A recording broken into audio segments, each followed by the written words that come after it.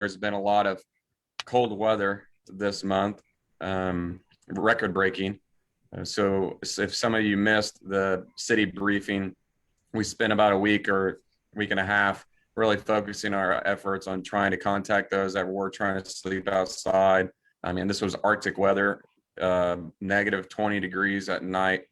We had a lot of concerns because every winter we have a homeless person who can die in weather like that when they fall asleep and don't realize how cold it's getting. So we spent a lot of time visiting campsites. I will say we visited some campsites and they were empty, and so that was a good thing because that told me they were starting to use the winter shelters.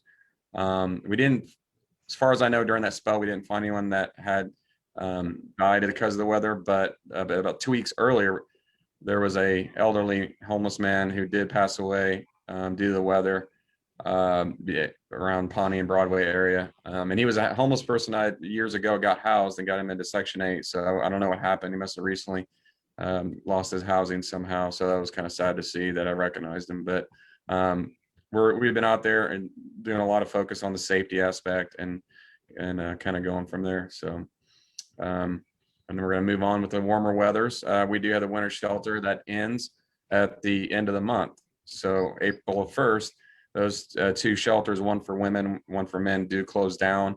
And so sometimes the people start to choose to stay outside, and so we'll see a little bit more activity. So do you have any questions for me? Anybody out there? Okay, I'll pass the torch. Good evening, guys. I'm Officer Gupalan here at Patrol North Community Policing. I'm actually filling in tonight for Officer Casey Widener, who couldn't be here this evening, but it's nice to see some familiar faces because I used to be here on DAB 6.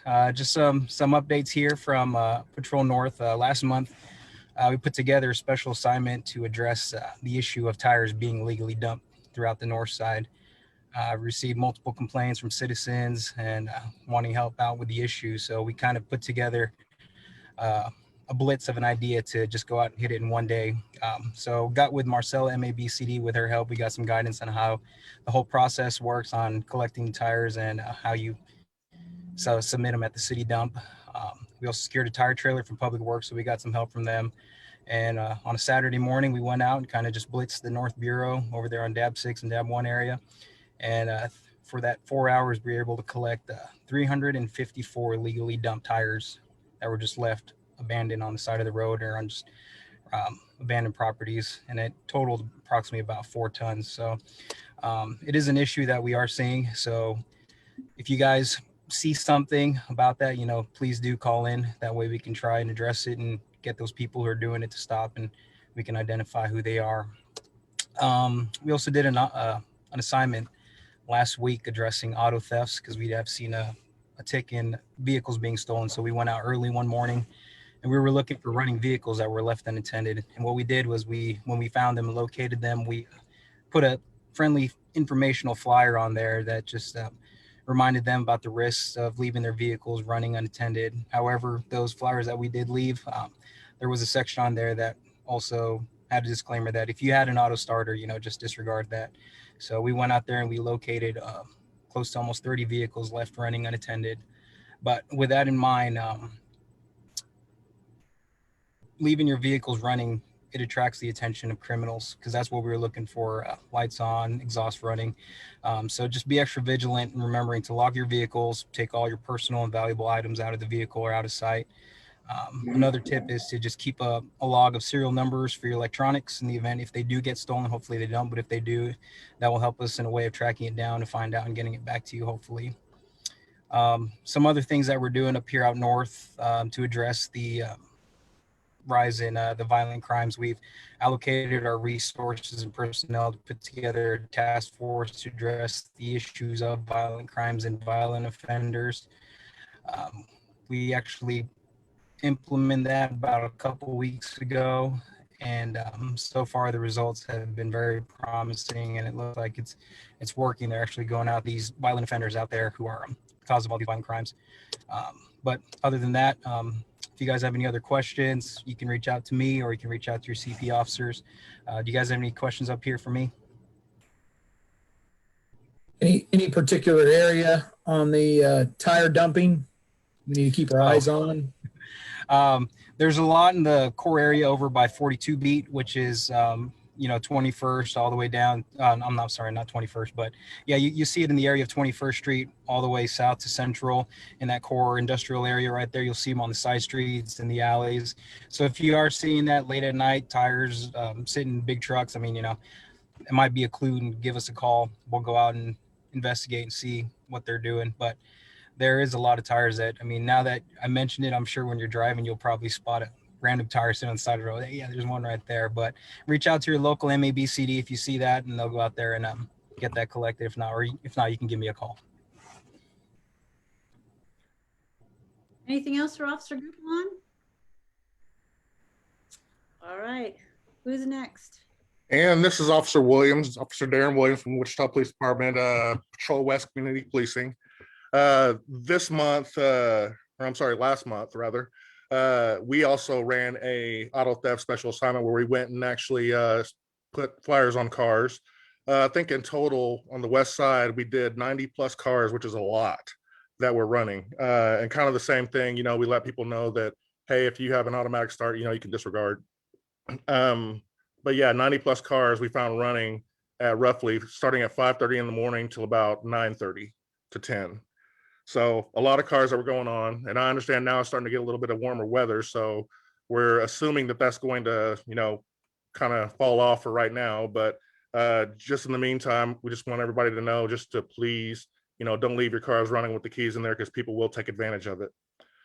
Some of the other things that we've done this month, we had Second Chance Thursdays a few weeks ago, where we had 60 plus people come out. I think in total we handed out 90 plus blue sheets, which are basically taking care of people's warrants and turning the warrants into basically so that they can start paying their citations again. I think throughout the city we had a bunch of warrants that we're still trying to get served. We are going to have it again on March 11th, and it's going to be from 2 o'clock in the afternoon until it's about midnight. But I believe we're stopping at 10. So we're trying to get the later crowd to come in and be able to get those warrants taken care of. And they can actually come out and do that at 5803 West Central at our CP office. And that way, if you do have any traffic warrants or let's see what else, some criminal bench warrants, which would basically be mostly traffic, environmental warrants, we can take care of those. The small stuff right now we're able to take care of. The big stuff they won't let us get near yet, so we're actually glad about that because I'm assuming that the numbers would grow a lot. But we are trying to do that for the citizens of Wichita to make sure that we can get everybody feeling okay. One of the other things that we also do is give them information about how to get their driver's license back clear again so that they can drive again. We also had a complaint at Best Buy out west, where we had an individual that had a truck and a camper that was parking in the middle of the parking lot. We did get him moved. Unfortunately, he moved just somewhere down in the area, and we're still taking care of that right now. As of right now, we may just be taking his RV, or not us taking his RV, but his RV may be getting impounded so that he's not towing that around anymore. So we've been working that complaint now, I think, for the past 3 weeks. Other than that, does anyone have any questions for me? Hey, Officer Williams, this is Cindy Claycomb. Thanks Yes. for the report on the Second Chance Thursdays, Thursdays, yeah. Thursdays. I think that's a great program, and it seems pretty popular. Yeah, it is pretty popular. We were running it for, I want to say, like last year we ran it for, I think, around 6 weeks, and we ended up getting I think almost 200 warrants taken care of. So it's been a great program. We just want it to go further. I've talked with the county about getting them involved and actually coming over and helping out also, because we have a lot of people who show up with county warrants as well. So I think if we can get them on board to actually come and join on with us, I mean, we could take care of a lot of warrants throughout the city. Yeah, helps people out a lot. So thank you. Thank you. Any other questions for Officer Williams? Hey, Darren, this is Vince Hancock. Hey, how are you doing? Doing great. Just wondering on that RV, does that have a tag on it or have you seen license plates on it? Okay, so the RV's tag is back from 2003, and the individual who owned it at that time passed away. The individual who had it now just basically, he took ownership of it in 2003 and has been towing it around with his truck ever since. Okay. We've had We've several got a issues. different one that's been showing up north of Quick Trip at Seneca and Douglas that just, it's been parking there for a week or two. It's gone today, but it's been there off and on for the last couple of months. So we've let our CPO know about that as well. And it's probably going to be the same one. Because he just came from, he said the Seneca area, and he said he moved it out west, and then he's still out west right now, but he's actually abandoned the RV on somebody's private property. Okay, well, we'll keep our eyes and ears and let you guys know when we see it. Yeah, hopefully we can get the owner of the property. I mean, we're working with MABCD to work with the owner about getting it towed off of his property. That way, if it gets towed, it's gone. We don't have to deal with it. But at the same time, we're trying to give the individual an opportunity to get his stuff, because we don't just want to take his home away from him. It's Right. kind of one of those touchy situations where in all actuality, the police department has no control over the private property. So if the owner wants to tow it off of his private property, he can. But we've also seen it parked on city property. Yes. It's been on city property. It's been at Central and West in the parking lot. I know that it's been on 14B parked in different places. He's probably been doing this for a couple of years now, where he just constantly moves. He goes and parks until basically he's forced to move. And usually he stays at each location for roughly about a week or two. Well, we'll keep our eyes and ears open and let our CPO know. All right, thank you. Thanks, Vince. Anything else for Officer Williams? All right, we have Officer Diaz. Yep, seems like I'm the last one tonight. Officer Diaz here, Patrol South. I'm assigned to 21 beat, the downtown, Old Town area. Couple things just on the 21 beat from year to year comparison. Right now we're doing pretty good on stats in that area. The only thing that's up, like the other ones that spoke about, is auto thefts, which we correlate to the cold weather we've had. Now that we're out of that, hopefully that will start decreasing. We just try to remind people when they're warming up their cars, unless they have the remote start, people drive around looking for cars that are running and are able to hop in and just take off as quick as that. So even if you're keeping an eye on it, it's still not safe. And then again, as I spoke last month, still auto larceny from autos are still up in the core area. Again, we need to try to educate as many people to not leave valuable items in plain sight in their vehicles, make sure their cars are locked up, keep those items out of sight. Larceny to autos is basically a crime of opportunity. If they see something, they're going to go in it. If they can't see anything, you're more likely not to be a victim of that. So if we can continue educating people on that to lock their stuff up out of plain sight, that'll help out in that area, because there is a lot of foot traffic in the core area. Just in the south sector there, we along 21 and 22 beat, we have in the city, part of the highest accident intersections there for our bureau is Kellogg and Washington. We did a special assignment as a team, went out there, and we didn't issue citations, but we issued flyers educating people on different, depending on what they were doing, improper turns, running red lights, trying to educate people right now to obey those traffic laws so we can try to get the amount of accidents that we're working in that area down. During that 2-hour assignment, we handed out 80 flyers. That would have been 80 citations. So trying to keep people to follow along with those citations. Other than that, we're looking pretty good. A lot of the part one violent crimes are down, and all except those the rest of the property crimes are down currently. So hopefully we can keep that up throughout the rest of the year. Have any questions? Questions for Officer Diaz? Oh, I think Scott has one. Yeah, just real quick, are we still seeing an uptick on the whole catalytic converter theft piece?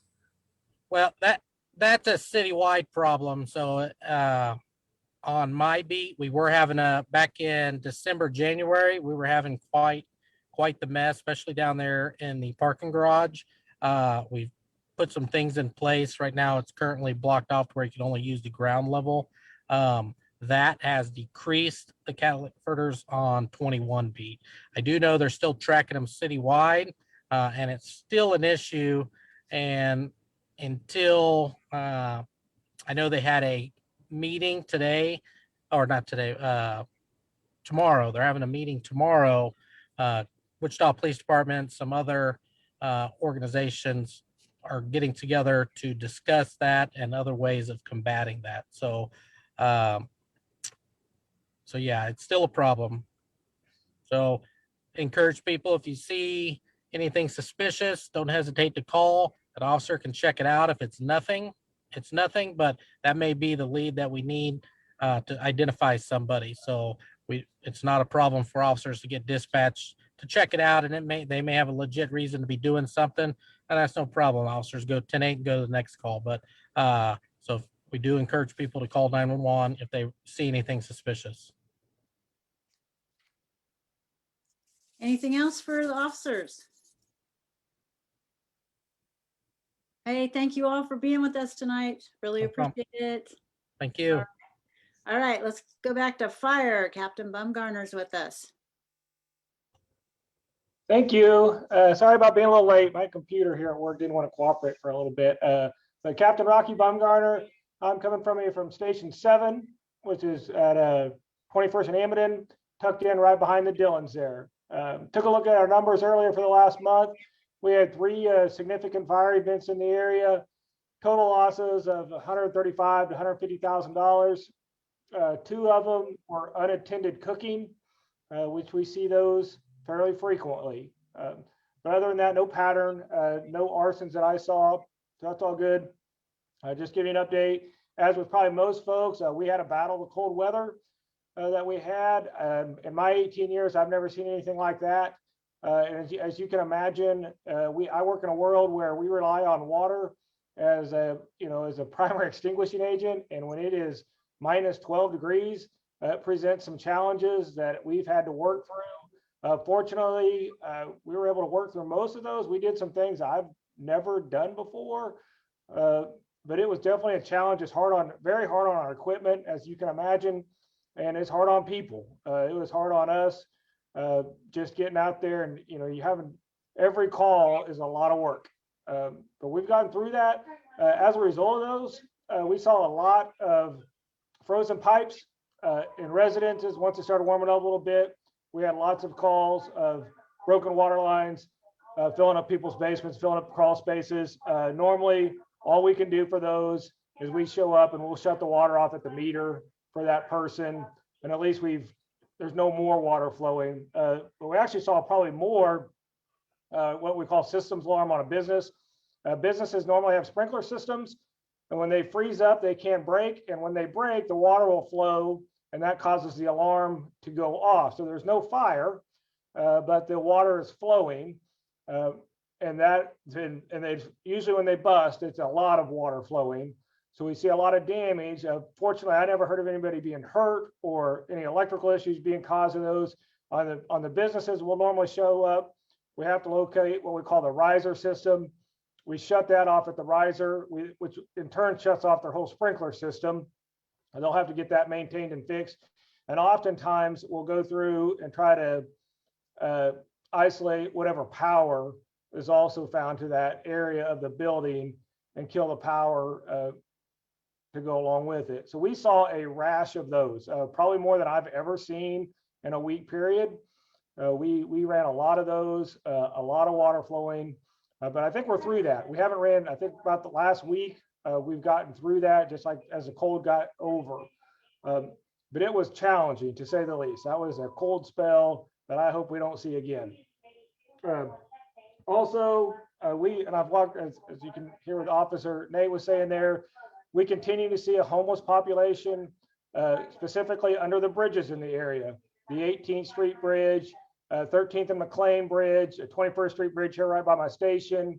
They will set up shop down there. We get called out there for check smoke areas. They have a campfire or a warming fire.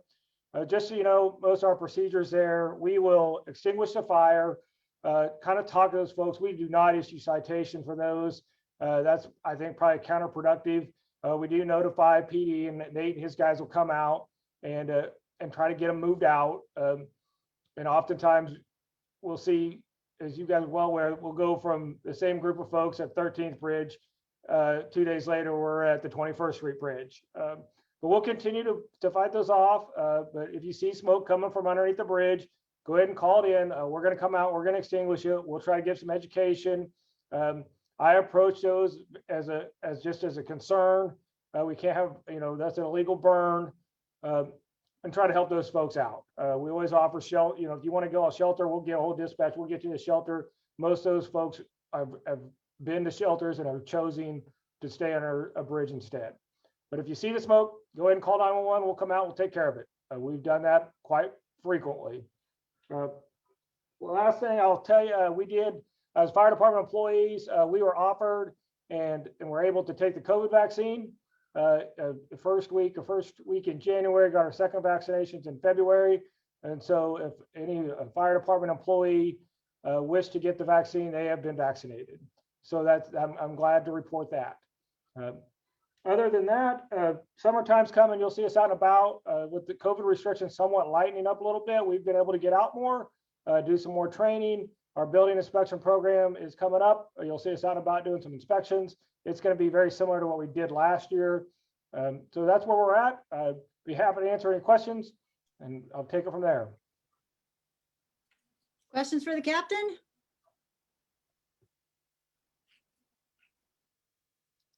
You gave us a lot of information tonight. We appreciate that. Thank you. You guys have a good evening. Thank you. All right, I'm going to go back to the beginning of the meeting so we can approve the minutes. Right before we do that, though, I'm going to ask each DAB member to introduce themselves. So I'll call you and you can introduce yourself and what neighborhood you represent so that everybody on the call and everybody on Facebook knows who's here. So Scott, we'll start with you. I'm Scott Lucas. I represent Benjamin Hills. Thank you. Elena. Elena Welch represents Historic Midtown. Thank you. Melinda. Melinda Kellogg, Orchard Park. Thank you. James. James Deckard, North Riverside. Thank you. Bill. I'm Bill Washburn. I'm with Sherwood Glen. Thank you. Sean. Sean Rojas, Indian Hills, Riverbend. Thank you. Linda. Oops, you're muted.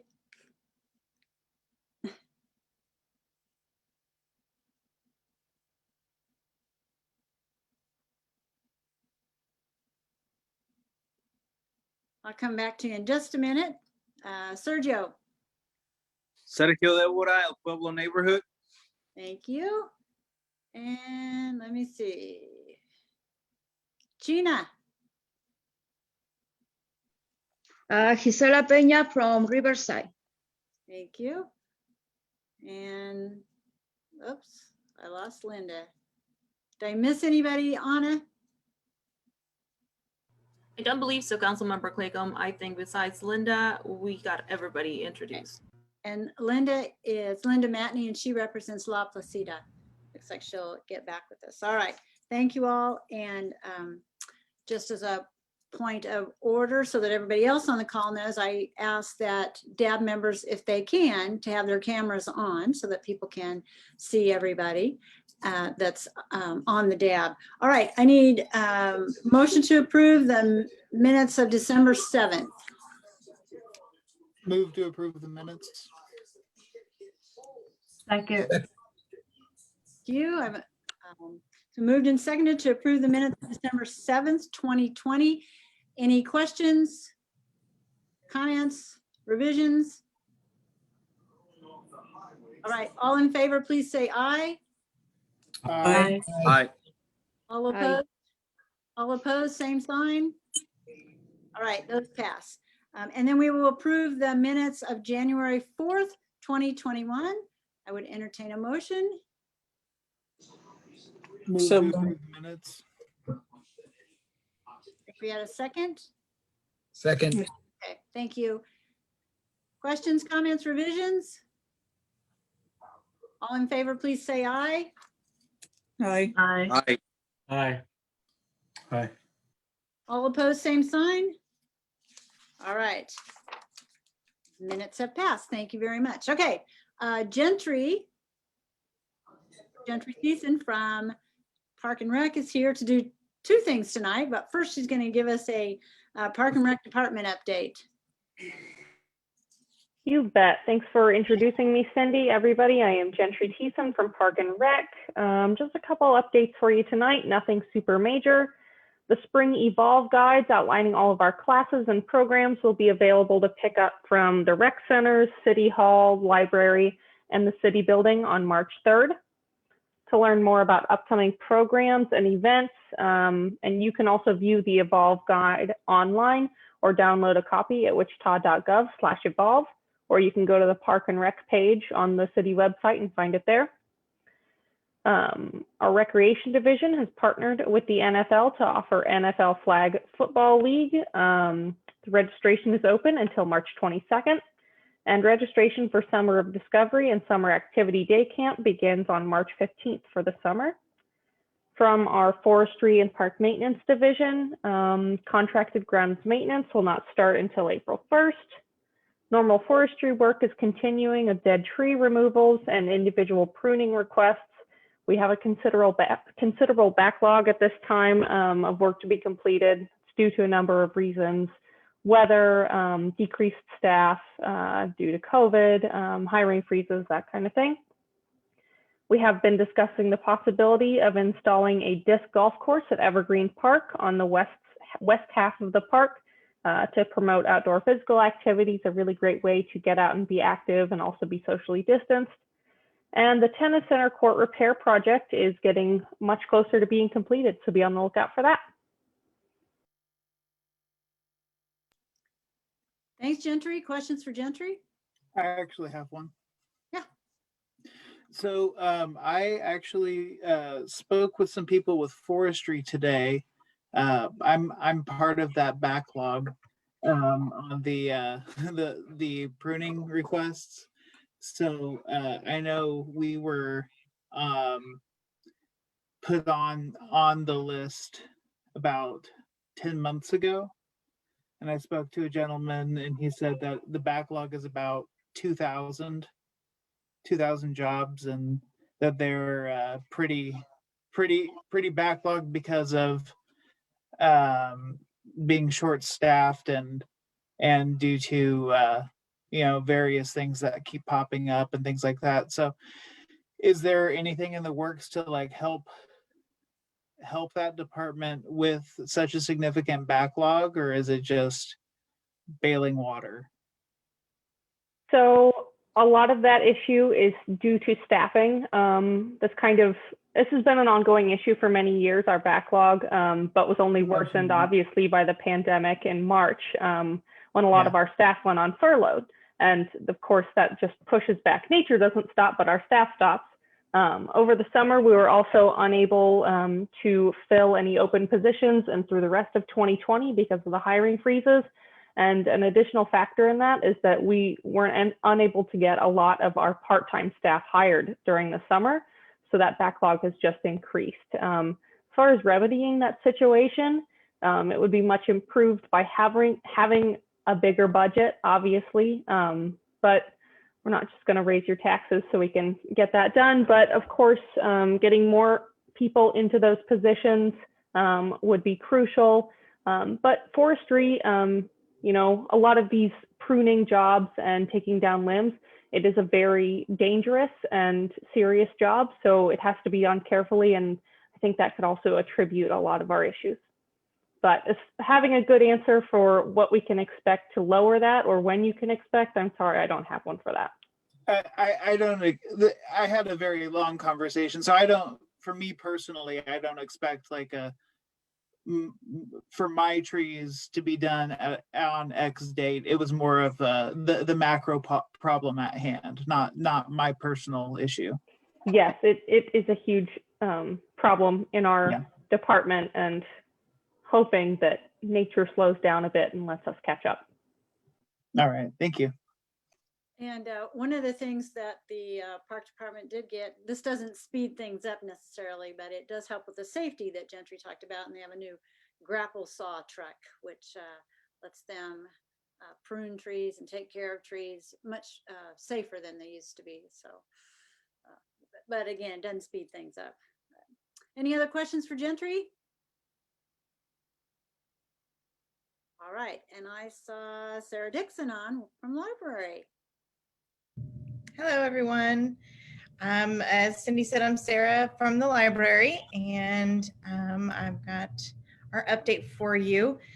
Bringing to you hot news from the library. We are going to reopen on Monday, March 8th. Regular hours will remain in effect. And here are some of the services we're going to be able to offer. You'll be able to browse shelves for materials. Public computers will be available at most locations. Print, copy, and fax service will also be available at most locations. However, not at Evergreen location. That's still because of the construction. We recommend that you either go to the Advanced Learning Library to utilize computing and printing, or to the Evergreen Neighborhood Resource Center. Customers with mobile devices can use Wi-Fi service at designated tables inside most locations. Customers can use the self-check stations. Self-checks, that's a library term. Self-check stations for no contact borrowing, where self-check stations are present. Curbside and drive-up window service will still be available for those who cannot wear a mask inside the building, or just don't feel comfortable going into the building and want that accommodation. Virtual programs via Zoom will still be offered, and we're going to continue to require registration. Those are going really well. We're having a good time. Big Read just wrapped up. Text proctoring will be available in a remote virtual format. We will have book a librarian appointments. That's where you can have one-on-one technology assistance for any number of things that you might need. That's going to be by appointment only at the Advanced Learning Library, where we have technology trainers actually available. And then the Research Pavilion at the Advanced Learning Library will be available by appointment only and reduced hours. The following services won't be available at this time, but we do hope to reinstate them in the near future. So collaboration rooms and meeting rooms are still off the table, unfortunately. The AV studio at the Advanced Learning Library. Room rentals, we're still not able to offer those. We're still putting a hold on any book donations. We're removing any lounging furniture. We're calling it a grab and go service at our library locations. Friends of the Library Bookstore will still remain closed. We don't have the capacity for that at the Advanced Learning Library yet. And then Reverie Coffee Roasters is on their own timeline, so they will not be opening with us on the 8th. If you have any questions, I'd be happy to answer what I can. It's like I said, it's all very new information. We're trying to get a plan in place very quickly, but you can keep up to date by going to our website, wichitalibrary.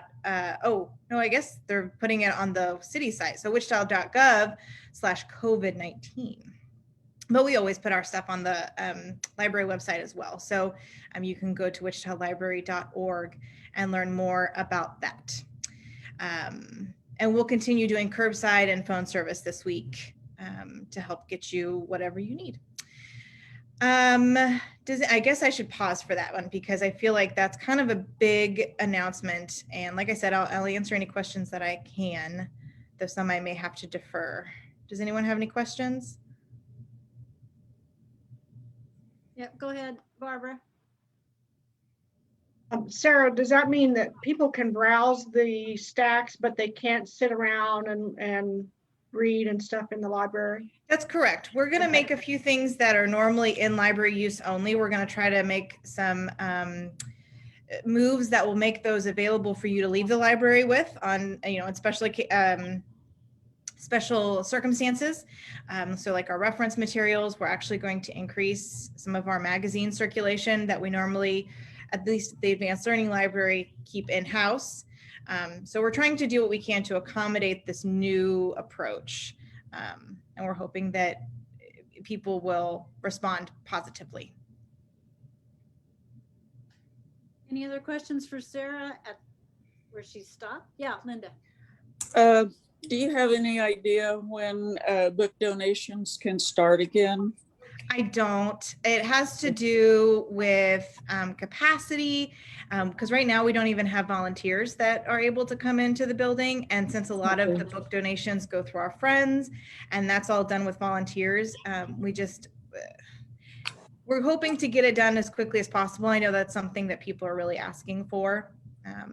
As someone who regularly answers the phone and answers questions from people, I know that that's something that people are excited to be able to do again. Okay, thank you. Have a big collection there you want to donate, Linda? I'm going to start going through my books, and yeah, there will be a few. I've got about 10 times as many books as I need, so. Don't we all? Let me also just say that when we do open up, I mean, when we open up for like in-person programming and everything is wonderful and pretty again, we will have a book swap. I don't know exactly when that will be, but you can hold on to some of your books for that. That's always a really fun event that my team puts on, where you get to come and share the books that you no longer want, but then you get to pick some books up from somebody else. And it's just, we have a lot of fun doing those. Yeah. So. Holding on to my books is not a problem. Or maybe you it may is. have to start selling shelving or something for those folks that need it. Any other questions about reopening? I have some other things I'd like to talk about real quick before I sign off. I can only see a few of you at a time because my computer screen's really small. Okay, so this one I'm really excited about. The library is about to launch a new podcast. We're calling it Read, Return, Repeat. And it's actually we're going to release the first episode at the end of this week. Well, I guess I don't know if I can say that. That's what we're shooting for. So maybe check out our website.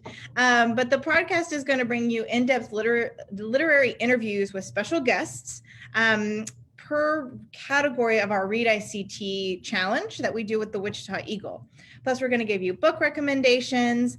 If you don't know, the Read ICT Reading Challenge we do this for adults, but we actually have teenagers and kids that participate too, where we invite you to read 12 books from 12 different categories in 12 months. So trying to get people to read at least one book a month, though we have people who do it like 5 times over. And so we celebrate that as well.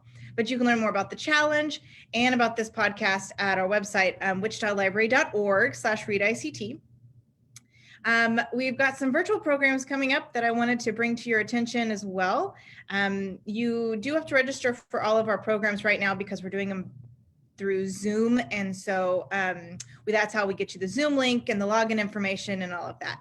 So we've got one coming up on March 20th, mark your calendars, Public Art, Engaging Your Community. It's going to be on a Saturday morning, and we're going to explore how public art is transferring neighborhoods and business districts with a heightened sense of community identity and engagement with the arts, which is a really big deal here in District 6.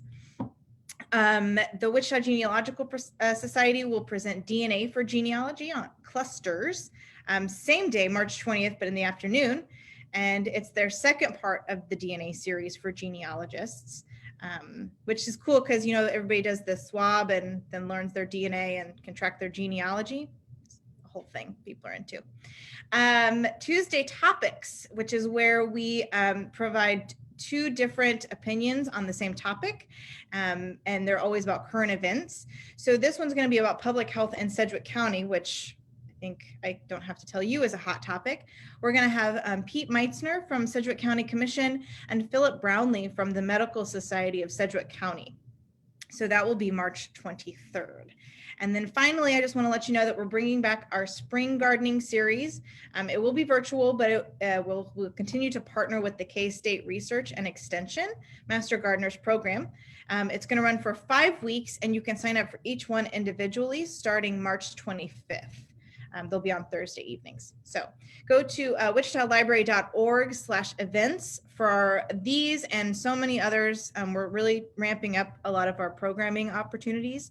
And there's always something for everyone. As someone who works in programming, I can tell you, we always have a nice wide variety of cool things going on. So any questions about any of those, or back to opening? Questions for Sarah? Well, Or anything else library related? I can say, wow, you have a lot of stuff going on, a lot of cool stuff going on, right? Yeah, we've been closed, but we haven't been, we've been staying busy. We haven't been idle. So thank you. Questions for Sarah? All right. I can't see everybody all at the same time either, but I don't see any hands waving or.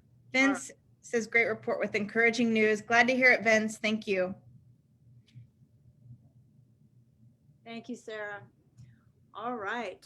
That's all of our staff reports. Now we're to public agenda, and we have no scheduled items on the public agenda, but is anyone here to speak on something that is not on the agenda? Doesn't look like it. Okay, good deal. We will move on then. And we have a pretty full agenda tonight. And our first item on our new business is the Places for People implementation.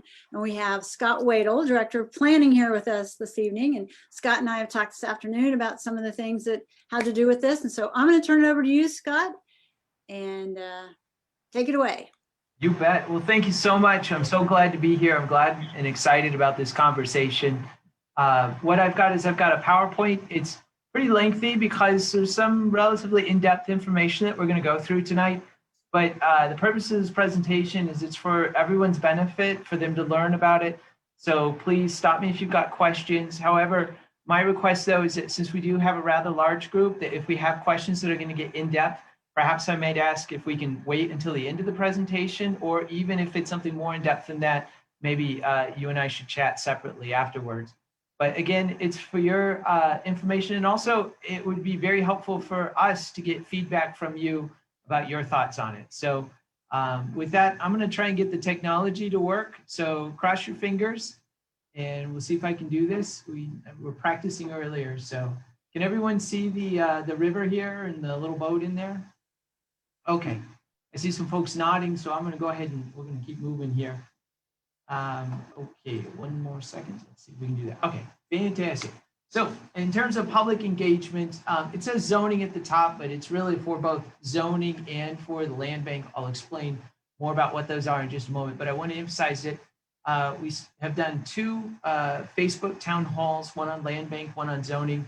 We're going to the district advisory boards right now. We're going to later on to the Planning Commission, the City Council, and eventually to the County Commission because it involves, for the issue that involves zoning. But all along this time, we're taking public comments. We're also would like to do outreach with any neighborhood groups or other organizations that would like to receive a presentation. So we're really just trying to gauge and make sure that we're on the right track here. In terms of comments and questions, please do submit those. We're looking forward to getting those. You can submit them in a variety of different ways. Listed here, social media, email, call us, send letters. We'll take all different kinds of formats. So tonight's purpose, again, is for input and questions. It's an opportunity for folks to learn about what's being proposed and about the process. And in order to accomplish that, the agenda for tonight will go through a little bit of information about the background, how we got here, about the zoning proposal, about the land bank proposal, and then we'll talk about next steps. So in terms of background, it really boils down to this, in that the City of Wichita and Sedgwick County, they have a joint comprehensive plan. It recommended an urban infill strategy, which is the Places for People plan. And out of that, there are 3 initiatives that we're currently working on. And we'll talk a little bit more in depth about each of these. So the comprehensive plan was done, it was adopted in 2016. It really focuses on infrastructure, talks a lot about the financing of infrastructure, the prioritization of infrastructure. Included within it are some policy statements, one of them being a recommendation for an urban infill strategy. And it establishes the established central area. So it indicates where that geography is. The public involvement, it was a 4-year process to develop this and get it approved. Had a citizen steering committee survey with thousands of responses and a lot of different meetings and events went into creating it. There are a number of trends that this plan that were evident at the time and that it forecasts for in the future. So an era of fiscal constraint, so being watchful of our revenues and expenses, that household sizes would continue to get smaller, more diverse and older, that there would be preferences, there's preferences for more transportation options and national, international competition for talent. And some of these things you've probably seen reflected in other studies and other conversations that have taken place since. So I think it reflects a lot of work that has also been done since then. More specifically, the urban infill strategy. So that recommendation, the plan indicates that that is recommended in order to help reverse patterns of abandonment and decline, to help reduce growth pressures on rural areas, so the outward growth, to provide for efficient use of land, utilize existing infrastructure and services that are already in place, and to improve the quality of life in areas experiencing abandonment and decline.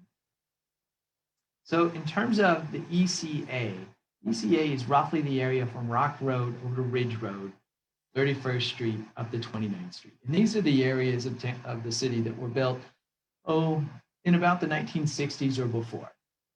So they have a pretty good, usually a good street grid network, good diversity of uses, mixed uses.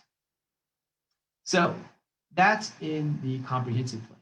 So in order to develop the urban infill plan, the planning department, City of Wichita, members of the community went through a planning process, and it later became known as the Places for People Plan, which was adopted in 2019. And it presents a vision of strong neighborhoods, vibrant centers, a strong economy, and that would be accomplished through infill reinvestment, walkable design, multimodal transportation, and a variety of different housing options. And really, in the housing options, affordable quality housing options. So you can see the ECAs identified here. This map shows areas of stability, areas of opportunity, and some notes. I'm not going to get into that. Yeah. Uh-oh. I'm afraid someone might want to mute their microphone. But I'm not going to go into in-depth, but please know that there's other things in the plan.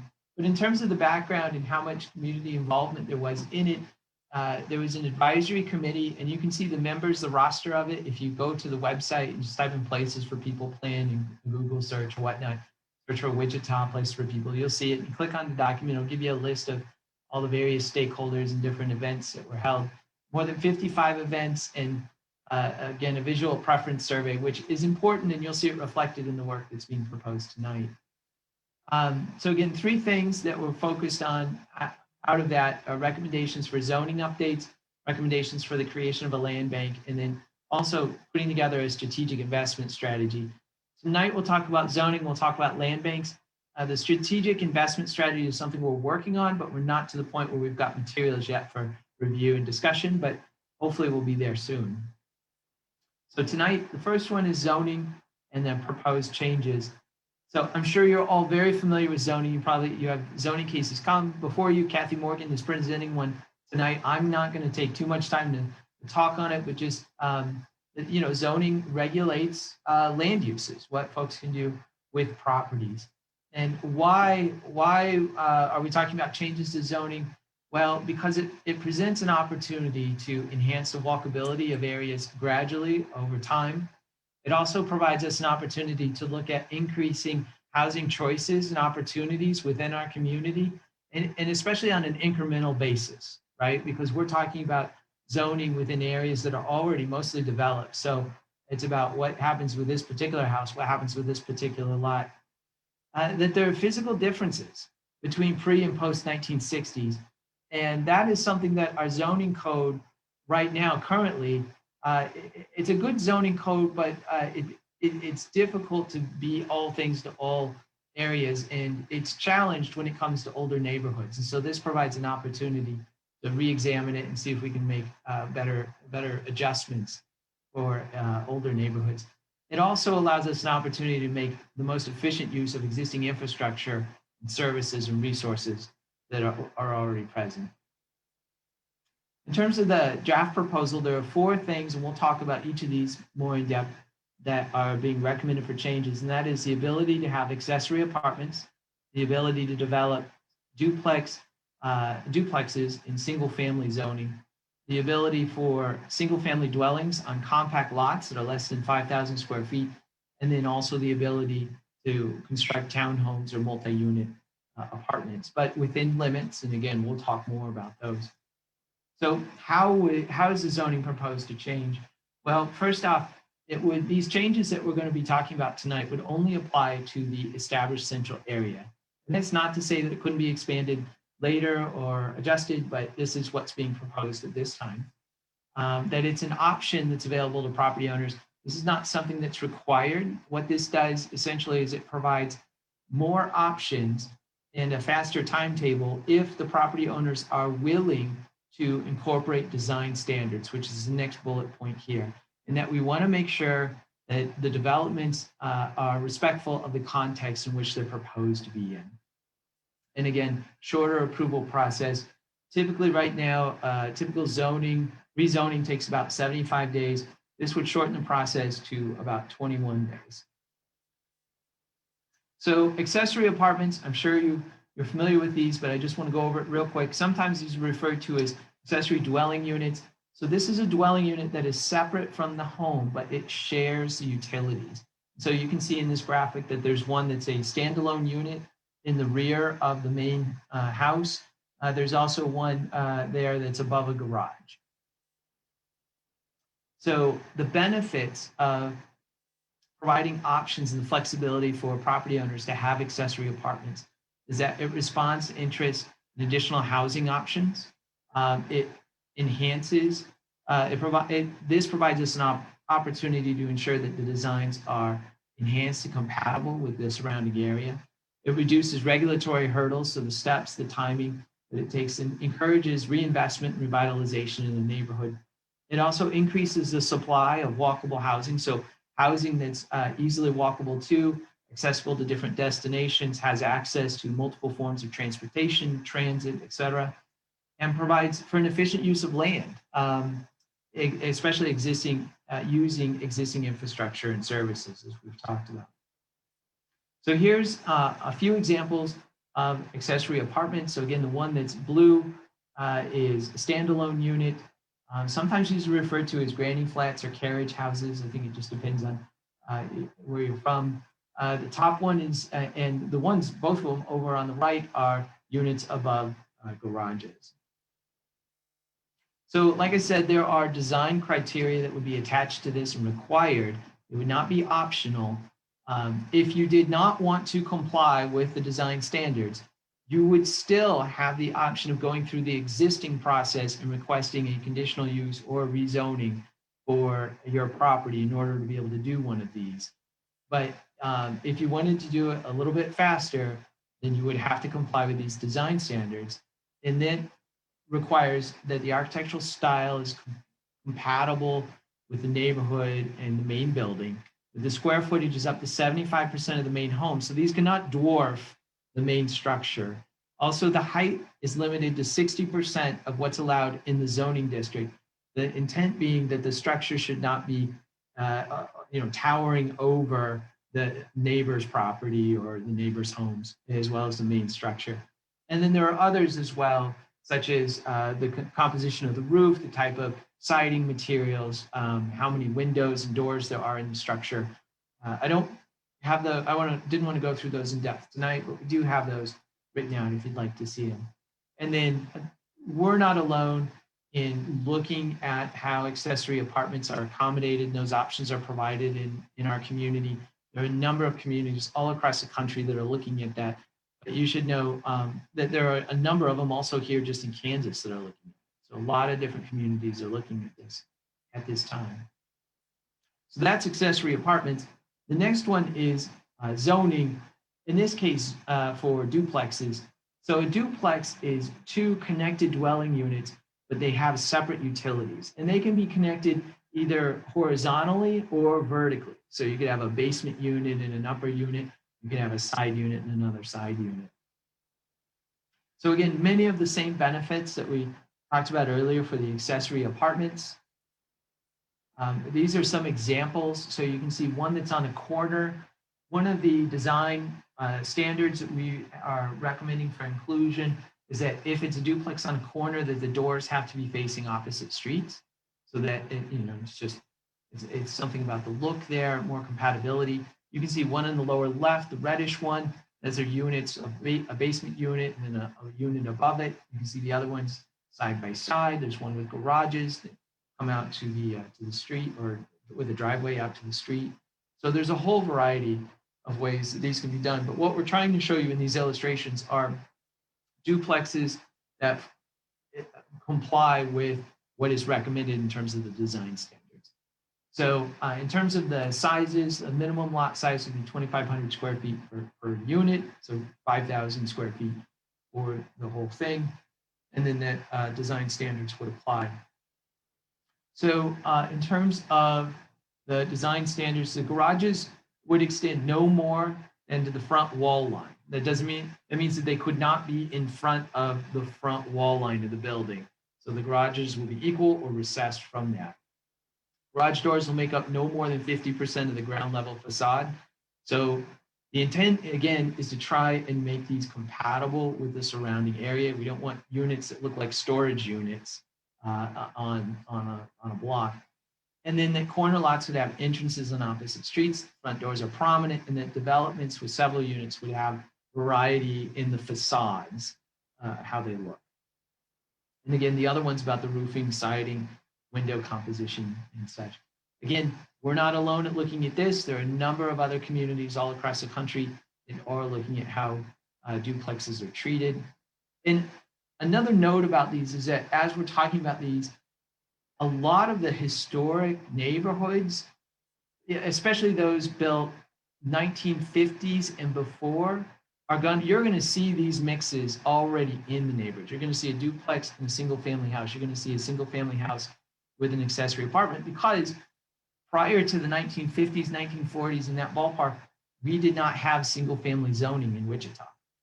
So historically, this is how cities developed incrementally over time.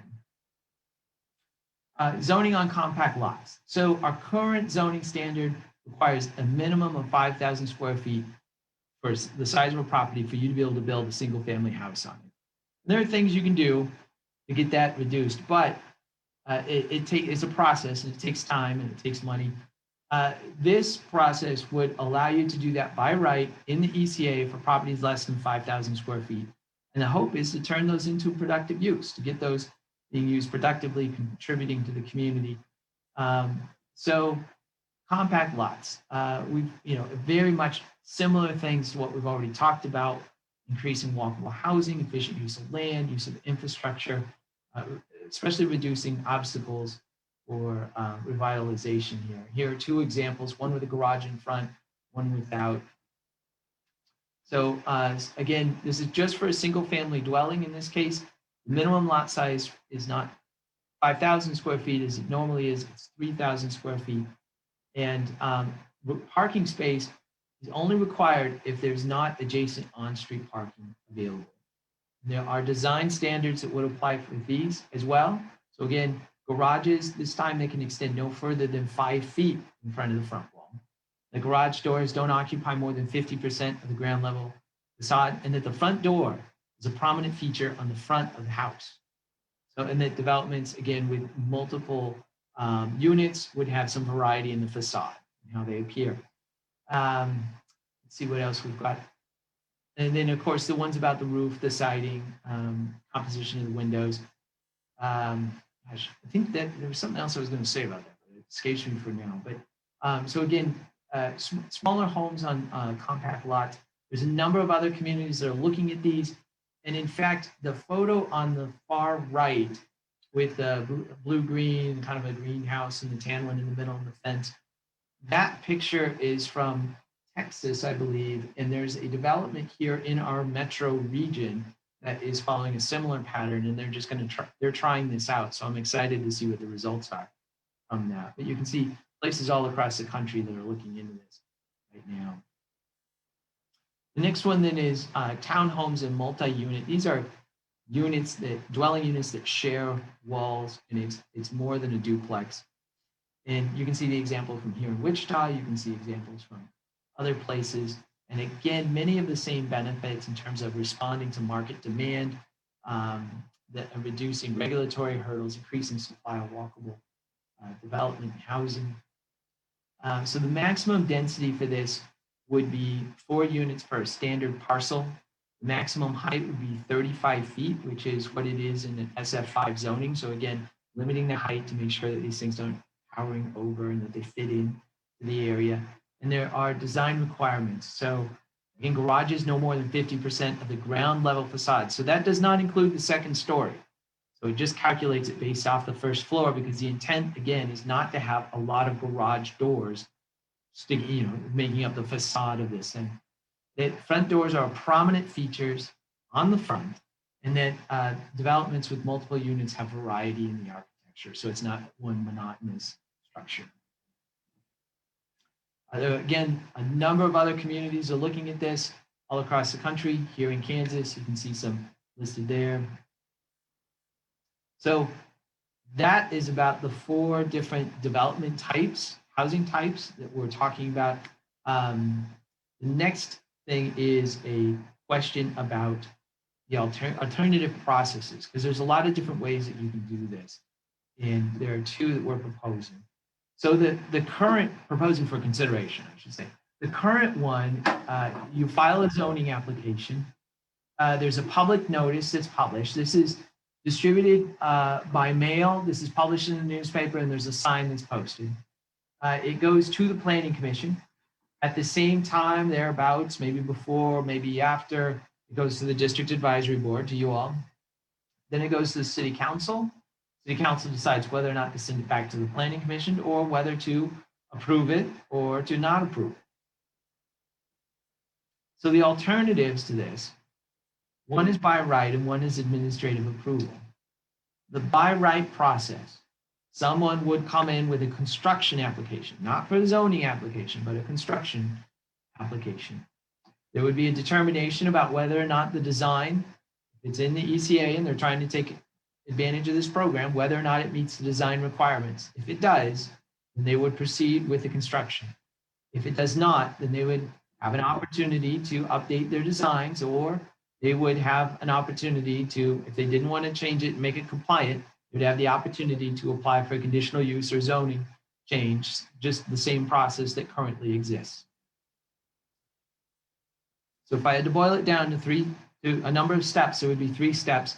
Submit the permit application, 2, review the application, make sure that it meets our standards, and then number 3 is approval or other, if you don't meet the standards, etc. So some of the considerations with this process is that it streamlines the process. It helps to encourage investment by making it simple. One can, the schedules should be pretty easy. It increases housing options, and it continues to require a context-sensitive design that encourages walkability and is respectful of the neighborhood around it. The second process is an administrative permit option, and these are not mutually exclusive, but I'd like to get your take on both of these. This one starts out with a planning application in the planning department. There's a public notice, and we'll talk more about that, but that would consist of a sign. Then there's a determination about whether or not the design meets the requirements. If it does, then there's an opportunity for protest from abutting neighbors. If there are none, then they can proceed with their construction, pending other building permits and whatnot. But if there are protests, or if they need to update their design and they decide not to do that, but to go stick with their design that's non-compliant, then they would have to apply for a conditional use or zoning change, the existing process. So if I had to boil this down to a number of steps, I'd say step 1 is submitting a planning application. Step 2 is a public notice. Step 3 is their application is reviewed. And step 4 is a determination about whether or not protests meeting a substantial threshold are met. We'll talk about what that means. So you all are familiar with the standard zoning process and the protests and the notification area. This process does not use that. This process has a customized public notification process, which would consist of a sign being placed in the property. And then there would be a window of time, 10-day, which is what we allow for administrative adjustments, a 10-day protest, public notice period, and an opportunity to file a protest. And the protest would be calculated off of the abutting properties. And abutting for this purpose is defined as any properties that touch the boundary, the property line of the parcel, and you exclude the road. So in this case, there are 8, there are 1, 2, 3, 4, 5 on this side, and there are 3 on this side. And if it reaches 75% of those or more of those property owners representing 75% more of the number of properties submit a protest, then it would be considered, it would have to go to the MAPC. So considerations with this one is that it is faster than our current process, but is slower than the by right process. And that there is a public notice and there are protest options included, that there's more potential for variability in the process than the by right one that we looked at earlier, and that it continues to require context-sensitive designs that encourage walkability. So respectful again of the neighborhood and the surroundings. So that is a lot of information. We can go to the land bank, but I want to pause and see if there are questions. I think I've seen, I don't know if there's been messages or things that have popped up, but what are folks' thoughts on that, I guess, before we go to the land bank? So Scott, we'll start with the DAB members first. Are there any questions from the DAB members before we open it up to the audience? Scott, I was just wondering if you could walk us through, I mean, what's the difference between by right and having to get then the permit? Absolutely, great question. Because I went through that pretty quick. So the by right one, if you were wanting to do construction, let's say of an accessory apartment unit in your backyard, right? You would show up at MABCD, you'd submit an application, and in that you would include your designs. They'd look at it and they'd say, does it meet it or does it not? And if it does, you would be approved. So that could happen very quickly. Whereas if it happens with an administrative permit, you would have to come upstairs to the planning department, submit your application here. You'd have to take a sign, put it in your property, possibly sign an affidavit or something saying that you did it, take pictures, etc. And then we would review your application while that's going on.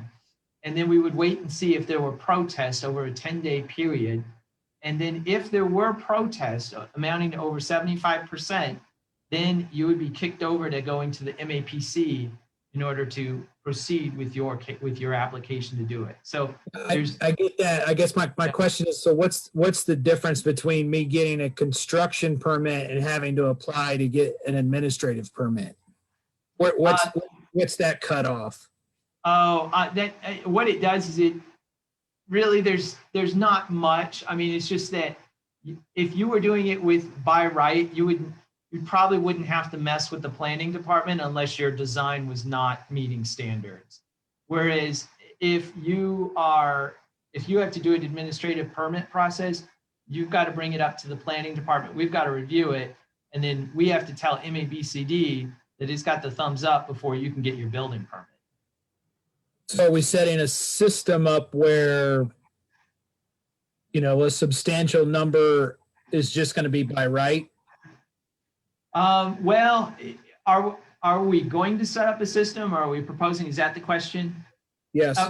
Right now, where we're at is we have 2 alternatives in terms of the flavor of the system, right? How we can operate this. And I guess that's really a question for you all is, what do you think? Do you have strong feelings one way or the other, or, is there one that you want to try? And the thing I would emphasize to you is we change the zoning code every so often, but it is something that we can change if we find out it's not working well for us. But the thing is that we want to try and get it right too at the same time. So. Other questions or comments from DAB members? James, yeah. Yeah. So there was mention about like streamlining the process. what exactly does that mean? Like in regards to streamlining it, like, how much does it speed up the process? Does it just, you know, how much time does it shave off of the current process?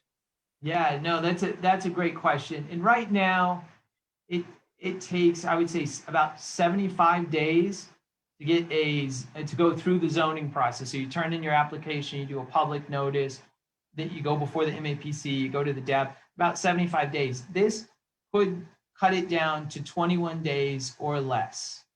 If it was at the by right process, I would venture to say it could be done in less than a week. If it's the administrative process, you're looking at least 10 days. So I would say more like 14 days probably for you to get through it, up to 21 to buy us a little bit of slack.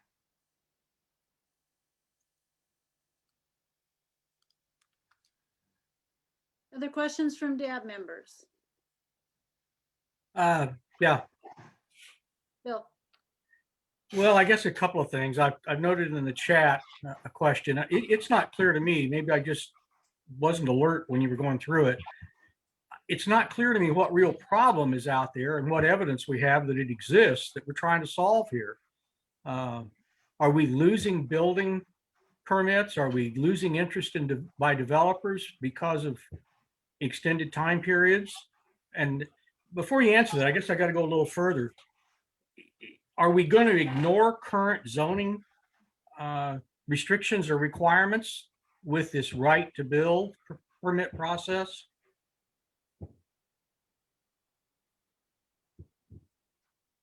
Okay. Will we ignore current zoning? No, but it will provide additional flexibility for residential uses. Define flexibility for me. What do you mean? Sure. Well, I'll cover that, but let me tell you what it won't do. Okay. This will not allow you to run an industrial operation out of your house. It's not going to allow you to run, a business that has 20 employees out of your house. There's still a distinction between residential, commercial, industrial, those kind of uses. Then when we get to residential, it's going to provide you greater flexibility so that you don't have to go through a 75 to 90 day process in order to be able to put an accessory dwelling on your property. It's also going to do the same thing for people who want to build duplexes on a property. Likewise, the same thing for apartments. And it will also make it much easier for someone to actually make it possible for someone to build on a smaller lot that doesn't meet that 5,000 square foot minimum size. So if I heard you correctly, and maybe I didn't, this would allow someone to take a piece of property that's zoned for single family dwelling and put a duplex or a fourplex or an apartment on it without going through a zoning change. That is correct. It would allow for that, but in order to get that, you have to meet the design standards that are put in place. Today, and I've got maps that I'd like to take you through, a substantial amount of District 6 is zoned TF3. You could put up a duplex with none of these design standards today in a substantial amount of District 6. And I've got it for multiple neighborhoods. I'd like to show you the maps in just a little bit. Or I can do it right now if you like.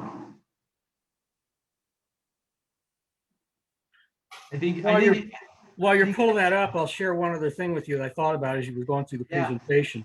The process that we have today, I have found through personal contact with residents in some of these zoning proposal changes that for a number of reasons that may be bordered on fear of identification. I don't know what their reasons are, but people are not responding when those posts go up. That's interesting. And in fact, that's something that the council has tasked the planning department with doing, is looking into our current processes for public notification in terms of signs and mail outs. And so we will be reviewing that. It's just, we've got a lot on our plate right now, but we're making inroads on doing that. So well, that's going to be a big task, because as an example, I just visited with two neighbors today in one of the locales we're going to look at tonight, and neither of them have responded. One was okay, just concerned about their personal property impact. The other one was very concerned Yeah, yeah. and had not posted a protest. But I think part of for your first question, I think, was what are we losing out on? What's Yeah. missing? What problem is this trying to resolve? And I guess the best answer that I can tell you is that these neighborhoods over time evolved without, for a large part, not all of them, but for a large part, without single family zoning. And what happens is that it makes it, you don't have as many housing options. So if you want to age in place, right, you may not be able to do that in your neighborhood. If you wherever you are in your different stages of life, right, you may not be able to be in the same neighborhood where you want to be. So it provides the opportunity for more options, more housing options, and it ensures that it's a little bit of a faster, more transparent process to get there. In terms of the zoning, here's the zoning. So here are the different neighborhoods. It's not everyone in District 6, but I wanted to look at the ones that were more close in. So here's Delano. In Delano, you can see that there's quite a bit of yellow. Everywhere you see yellow is TF3 zoning. The brown is multifamily, and then the white is SF5, which is single families. And I believe that this is the product of the rezoning that took place in Delano a number of years ago. And to keep in mind that Delano does have the design guidelines, the overlay. Sunflower, Orchard Breeze, again, you can see quite a bit of yellow. All of these that are zoned yellow do not have the design standards that we've been talking about tonight. This is Orchard Park. So this was developed later. So there just obviously have not been as many rezoning changes, or it didn't have as much TF3 zoning to begin with. This is Riverside. But Scott, it's not clear to me as you're showing me this, Yeah. what problem exists. Well, I think in these areas, you can do a duplex. You can also do an accessory apartment, but the process for the accessory apartment is still, you've got to get a conditional use. So the flexibility, there's more process involved in order to achieve the housing flexibility. And Scott, let me ask a question of you related to Bill's. If on all of the yellow right now that are zoned for TF3, Yep. and there's no zoning change right now, builders can build whatever they want to there in terms of TF3. They can do snout houses, whatever, right? Yes, that is correct. Unless the neighborhood has an overriding protective overlay like Delano, that's the only one that I'm aware of in this area that does. There's no requirements on design. And with this plan, there would be requirements on designs, even if they didn't need a zoning change? Well, zoning changes get a little bit different because if they take advantage of this process, right? Like if they need a conditional use permit to do it, if they would otherwise require a zoning change, and they take advantage of this process, there would be the design requirements. If they decided to go forward with this straight on rezoning, so let's say they wanted to go from TF3 to B zoning or SF5 to TF3, they could do that, and it would be up to the planning commission and the city council about whether or not design standards would be applied to the property. But this process, again, is just if they want to use the optional process that these design standards would apply. And what if they didn't need a zoning change? They just wanted to build, so they come in for a construction permit. They'd have to, right now, they could just build whatever they want. With places for people, there would be design standards they'd have to adhere to. Only if they want to do the optional process, which is faster. If they've already got the TF3, they could build a duplex, even if places for people, even if the zoning updates were passed, they could still do a duplex with a snout house on front of it, because they would not have to go through the optional process. They have it inherently with their zoning.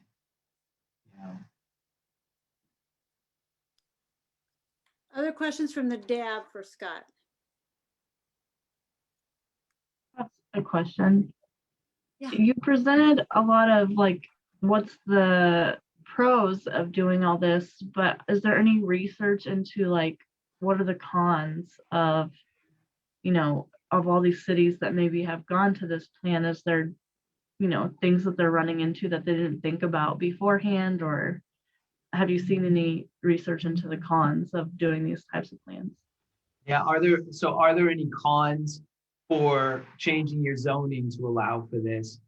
You know, I think the case could be made that there could be substantial cons if the design requirements were not included, because then you could have developments coming in that were completely contrary to what's existing in the neighborhood. I don't know if I can think of one right off the top of my head, because it allows for the incremental evolution of it. It provides the design standards to ensure that they're compatible. The infrastructure and the systems are in place. I don't know what I can't think of one readily off the top of my head. If I heard you right just a little bit ago, Scott, you said if it's already zoned for whatever you're building, so for example, an apartment in a TF3, you wouldn't necessarily have to go by those design principles, correct? That is correct. That is correct. If you have a neighborhood that is zoned TF3, if you saw a lot of yellow in your neighborhood and you're not in Delano, they do not need to use any of this, what's being proposed, in order to put a duplex in your neighborhood. And it can be a duplex with garages right on the very front of it, and every other house has front porches.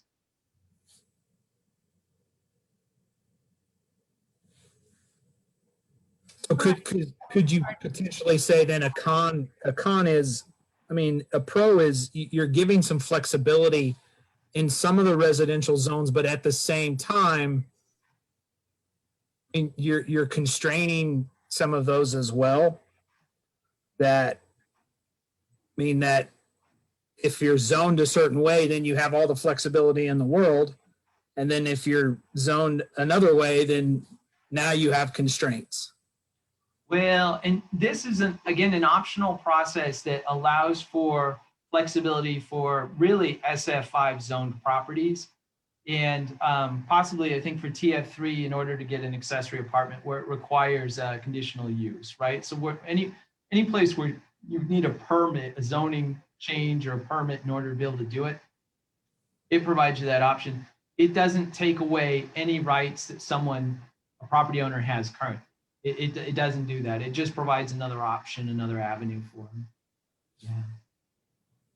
In terms of, I think the fiercest criticism of this would probably be people who are property owners who would say, I don't want to see changes to the permitting because I want to make sure that I get the mail notice. I want to make sure that there's this longer process for us to consider it. But I think the flip side of that is that these are residential areas. These are areas where there's already a lot of mixes.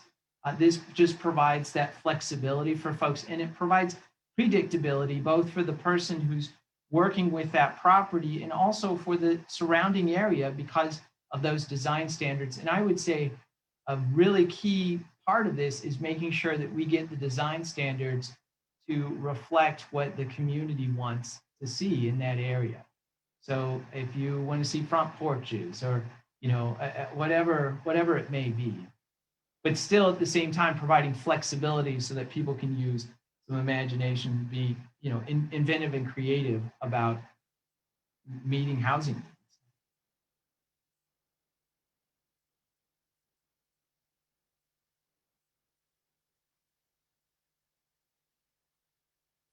I'm going to go through the chat and see if we can answer some of these general questions. And as Scott said earlier, if there's real specific things, or if, and probably what, Anna, can we capture this chat? Councilmember Claycomb, yes, we can. I can go ahead and capture it at the end of the meeting, and we will submit that document as part of the record for the minutes of this meeting. Okay, and we'll make sure that Scott sees that. So, Scott, so the first question is, who is the gatekeeper on the design? And then the question also has a statement that because currently developers are building in Riverside, and that she doesn't, this person does, Madeline doesn't think the designs are typical of the neighborhood. So I think these are two different things, because the gatekeeper on the design is for zoning. There was no zoning request on the Riverside. So can you take that one? Yeah, well, I think one of them could be interpreted to be a process question. So let's say like this, let's say it happens and we provide this option for folks. Well, who's going to review the design? Well, that would come down to probably planning department or MABCD. We're not really sure. We don't have it all ironed out. We're still looking at a rather high level, but one of us would be looking over that, possibly maybe even both. In terms of, yeah, if there's a development taking place and you know, it's not complying with any of these design standards that we've talked about, well, it's not in place right now. And as we've talked, if they already inherently have the zoning on the property, then they can move forward with what's allowed there without design standards, except if they're in Delaney. That is the only neighborhood in this area that has an overlay or designs. Thank you. The next question from Susie is, my house is on a street with 30 homes, 2 of which are duplexes. What's the target density per block? How many extra housing units are going to be added? Sure. There is no target density for this. This is, and I'm not aware of any plan that talks about a target density here in Wichita. I want to make sure it's abundantly clear. There is no target density for this. This is about providing flexibility for neighborhoods and properties to evolve incrementally. So we're talking about one house here, one property there. We're not talking about entire wholesale, you know, clearing and new construction or anything like that. We're talking about incremental changes in neighborhoods, just evolving naturally as they used to. So there's no target density for a neighborhood, for a block, etc. All right. And this one may be specific, and you didn't talk very much about nodes tonight, but this says many of the neighborhoods are already walkable, like in the case of Riverside. The business node is established and is in the middle of Bidding Street Historic Business District. Why is it mentioned in the People for Places plan? It already has 5 businesses there and 1 more on the way. Fantastic. That is great news. That is a vibrant node. I know because I run through there, a great neighborhood. You know, the nodes are identified because these are areas in town where there's a cluster of activity, right? There's vitality. And so noting the node doesn't necessarily mean that there will be any changes to the node. It's just an acknowledgement this is a hub of activity that's taking place. Now, that is not to say that there are not hubs or nodes where improvements could be made, but you know, that is, for the most part, we're looking at where can we make things more walkable, more accessible. I don't know that there's anything specific about that recommendation, and so it's noted. I say congratulations, kudos. It's a great area. It's a neat node. Let's keep it healthy and vibrant. Yeah, thank you. The next question says, define the streamline process. I think you've already done that. It asks how long it takes for administrative or by right. Yeah, I think everyone's like, no, don't have him do it again. Yeah, no. And then this is just a comment. The protest, the comment is that they think the protest area is too small that's being proposed. And I'll tell you with the protest area, what we're trying to do is we don't want to duplicate what we already have, right?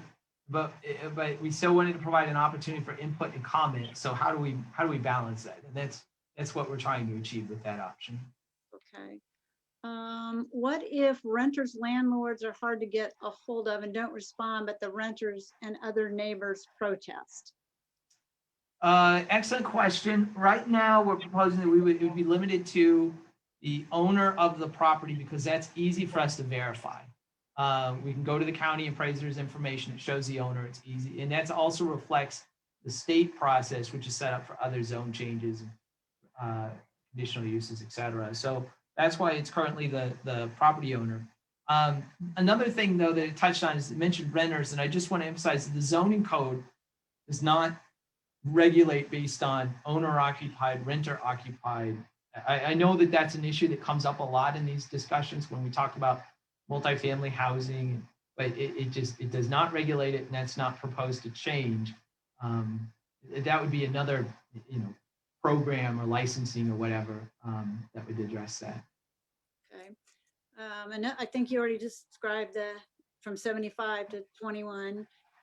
There's another question about that. Is there a requirement to live on the property for a certain number of months or years after the renovation? I know this is something that is required for multifamily buildings in Chicago. And that's interesting. I hadn't heard about that from Chicago. Again, our zoning code does not address, nor do many, I believe, address owner occupied versus rental. That's not covered, and we're not proposing any change to that. But I would tell you that accessory apartments, I would expect that those would, be people who say, boy, I'd like to move my mom in with me, but I don't want to have her in my house, right? Or I want to have a place for my kids where when they get older that they can go to, or I want to have maybe a business or an office, or maybe homeschooling. I want to be able to do that. Because I think when we look at the numbers, I don't know if it costs $75,000 to $90,000 to build an accessory apartment. I don't know that someone who's a landlord is going to build one to collect rents that are $600 a month, and it's going to take 12 years to pay the thing off. I just don't know that that's a calculation that landlords are going to want to make, or at least want to go forward with. And then here's one, Scott. Now people must be notified within 200 feet and reach a much lower percentage to trigger a hearing. Yep. And working class people need the current 30-day notice. Administrative seems to eliminate due process for property owners, streamlining benefits developers and critically limits the property rights of people who own nearby property. I'd say thanks for the comments. I mean, we'll take it into consideration. It's a balancing act, no matter what we do one way or the other. It's just a matter of where do we end up as a community on that spectrum, right? And so you've got a couple of proposals in front of you, and you got reactions, and you work with the process on a monthly basis. So it's a matter of, again, where do we want to land as a community? Okay. And I have a lot of comments, which we'll pass along to you, but looking for questions now, and I apologize to folks if I missed your question. Scott will get those. Here's a question. If zoning doesn't have to change, then why is this even an issue? Then why is this an issue? Well, it's been identified in the Places for People plan as a recommendation for how we can help foster investment, create more dynamic and vibrant neighborhoods. And again, if your neighborhood is zone TF3, it's already set up for duplex development. But if your neighborhood's SF5, this can provide an opportunity for a different option for people to take advantage of. The other thing too is that accessory apartments are a conditional use. So if you want to do an accessory apartment, right now you've got to come and submit an application, and it's got to go before the Planning Commission. This can shorten that timeline as well. So that's why we're talking about it, is it provides more flexibility. It returns things to the way that they were in terms of zoning prior to the 1940s and 50s, and that resulted in really unique neighborhoods with a lot of character that we cherish today. All right, folks. I see there are some other questions, variations of questions that have already been asked. Like I said, we'll capture this for Scott and allow him to provide us maybe back with some answers on some things that we didn't get answers to tonight. I also want to mention that I think Madeline is on the call and had some specific questions earlier today, and Scott's provided answers to those, so we'll make sure she gets those. I want to just bring it back to the DAB for any last minute, because otherwise we could stay here all night, right, and talk about this. I think it's an interesting topic, and there's a lot of different perspectives on it. So anything else from the DAB before we move on to our— Councilmember Clayton? Yes. I do have a question. If everybody who submitted a comment, question can go ahead and type in their address in the chat for me, we will go ahead and forward those to planning. Thank you. Thank you, Anna. Great idea. I just have a clarifying question. Yeah, sure, Melinda. So when you're talking about, so you said for an accessory apartment, Yeah. they have to have a conditional use. Is that only on the SF or zoning or TF3 as well? That is a great question, and I'm going to consult my zoning code just to make sure I get you the right information. So hang on just a second. So if we look here, accessory apartment, it's a conditional use in TF3. It only becomes a permitted use when you start getting into multifamily zoning. Good question. Thank you. Thank you. All right. Any other questions from the DAB board? Scott, thank you so much. I know you need to get over to, oh, wait, you have some more. I'm sorry, you're not rid of me yet. I have a whole nother thing, which is land bank. Very important. Yes. Thank you. And I'll try and make it very quick. So we've already talked about the background. Land bank is one similar to zoning. It's a recommended action. What is a land bank? It's a government entity, and it's focused on the conversion of land to productive use. So typically these are lands that are vacant, abandoned, tax delinquent. Here's an example of Habitat for Humanity property that they acquired. It needed to be cleaned up. Later on, they did development on it. So a land bank would assist with that process. We did a survey of other land banks in our state and surrounding areas. We looked at a variety of different things, including organization operations. We found that most of them had boards appointed by elected officials. Most of them worked on rehab, either in-house or partnering with other organizations, and that almost all of them focus on revitalization, homeownership, and affordable housing. But all of them require a subsidy in order to work, and that their staffing really varied based on what they were doing, how many properties they were working with. So why is a land bank proposed here in Wichita? Well, land banks have an ability granted to them by the state. They can formally request for abatements of taxes, back taxes, and special assessments. So if you have a property in your neighborhood that's been sitting because it had a house that was knocked down on it because it was condemned, it probably has special assessments or assessments assigned to it. And that may make that a less than attractive property because it already comes with a cost in addition to already clearing it and doing the development on it. It has a financial cost. Land banks also have the ability to manage and maintain properties so they don't become overgrown, et cetera.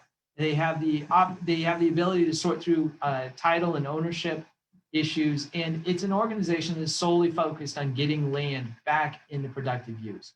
There's hardly anything in here that a city cannot do on its own, but the thing is that having a land bank provides an organization with a dedicated focus to tackle these issues.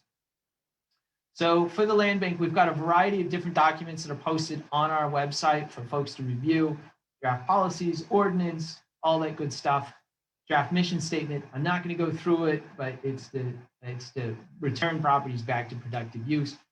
The proposal is that the city create a land bank with a board of trustees of 7 members, each member appointed by a city council member, and that it would focus on the established central area, especially underutilized distressed properties, as you would imagine, and that it would allow for the creation of advisory committees as needed.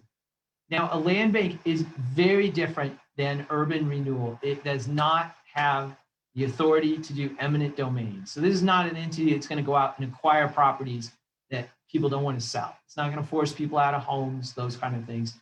It just works with properties that are vacant, like no one's living there. And it works with properties that are on the lower end of the spectrum that are not getting absorbed into the market for whatever reason. In terms of purchases from the land bank, an applicant would submit an application or proposal, go to the board of trustees and later city council. Again, we've talked about this, focus on the established central area, priorities of affordable housing. And then there's a number of different draft policies that have been put together. A great takeaway from this is that the proposed land bank would be very small in terms of an organization. And so therefore, it's got very limited ability to carry property, to maintain it, to mow it, to keep it going. So they would be looking for transactions that they could do very quickly to get property back into productive use, but also offer the roles of the land bank where it's costing money to keep it maintained. It would be strategic in terms of acquisitions, and that the city council would have to approve any property sale or acquisition. So there is that check, a balance there. We've got frequently asked questions available on the website. It talks about all these different things. And that is just a really, really brief overview of Land Bank. It's a proposal that you can see all the documents online, and we're hoping to, again, input collectively and then taking that to the city council in a workshop upcoming. And there's a variety of different ways to provide feedback if you like. So with that, I'll pause, see if there's any questions. Any questions from the DAB?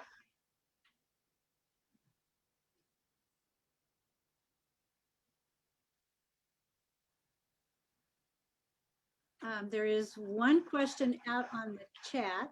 Part of this is shortening the timeline for those who are behind on their taxes. How much shorter? And will there be exceptions for those who have lost income from COVID? Okay. In terms of what the land bank does, it actually won't. It works with properties that are already vacant, abandoned. So it's not going to work with properties where it's occupied right now.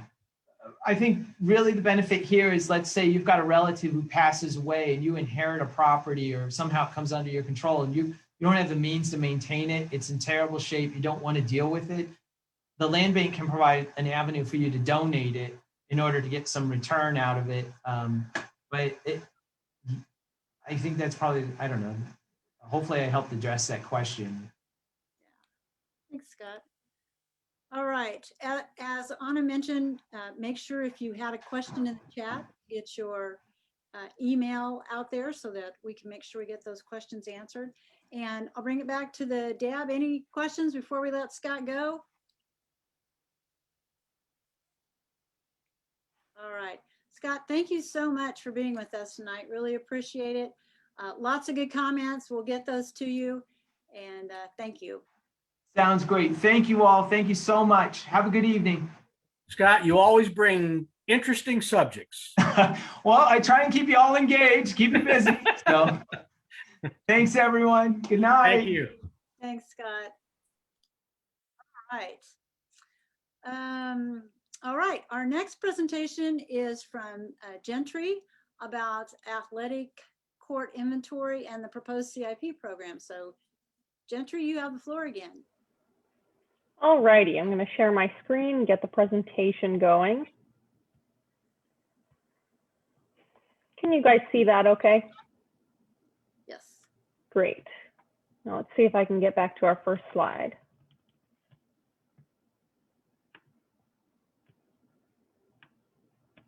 Okay, so I'll be talking to you tonight about our 2021 athletic court system and how that ties into our capital improvement program.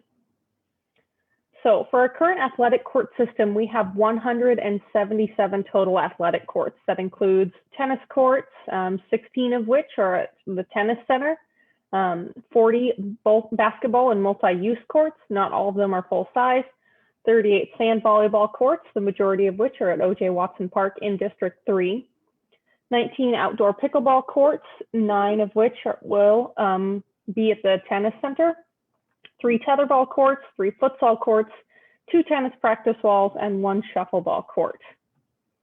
As you can see, we have a very diverse court system. The current funding that we spend on courts in the capital improvement program is $225,000 annually, and that's for 2021 through 2030 for a total of over $2 million. It averages out to just under $17,000 per court. Many of these courts will not need additional work, but the courts that are in poor condition need to be removed and replaced entirely.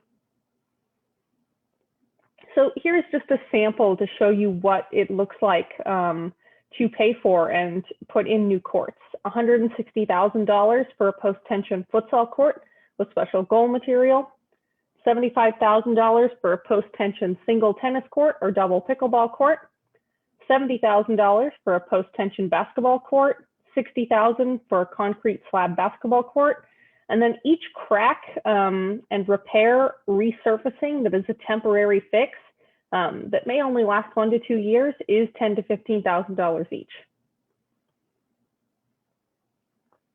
So in this plan, our athletic court master plan, we've identified that there will be no new or rehabbed court lighting. So the current court rehab needs, the funding levels that we have and maintenance resources will not support the installation of new court lighting at non-programmable courts. Lighting systems are really expensive to put in, $40,000 to $50,000 per court, and then also very expensive to maintain. For example, the lighting at Stryker was $1.5 million, and we entered into a 25-year maintenance plan with the vendor for those systems there. And we entered into a 25-year maintenance plan for the tennis center lighting. So the recent athletic court projects, at Harrison, we've had a tennis and futsal court that was, the double tennis court was removed and replaced with a post-tension tennis and futsal court. A post-tension basketball court was installed at Harrison. A half basketball court with pickleball striping for portable nets was put in at Sherwood Glen. A tennis court was modified into a futsal court at Evergreen Park in your district, and asphalt cracks repaired and the court was resurfaced at West Meadows Park. The court will be monitored as these types of repairs, as I mentioned, are very short term and, as you saw, not very cost effective, $10,000 to $15,000 for a repair compared to the cost of an entire court around $160,000. So our current athletic court projects, a lot of them are going on at the tennis center right now. I will just note that a really important part of this project was a $400,000 grant that we received from a tennis foundation, which allowed us to do a lot more than we had thought with our $1.5 million CIP budget. This included 13 tennis courts that were replaced and or resurfaced, 3 additional tennis courts, 6 new pickleball courts, additional lighting and a plaza area, and then surfacing and striping that'll happen this spring. And then we've got a couple projects that are under design. Osage Park with a double tennis to replace with single tennis and 2 pickleball courts, which is a conversion that we're seeing a lot of and is becoming really popular. And standard is that tennis courts are being replaced with, double courts are being replaced with a single tennis and then converting to pickleball courts.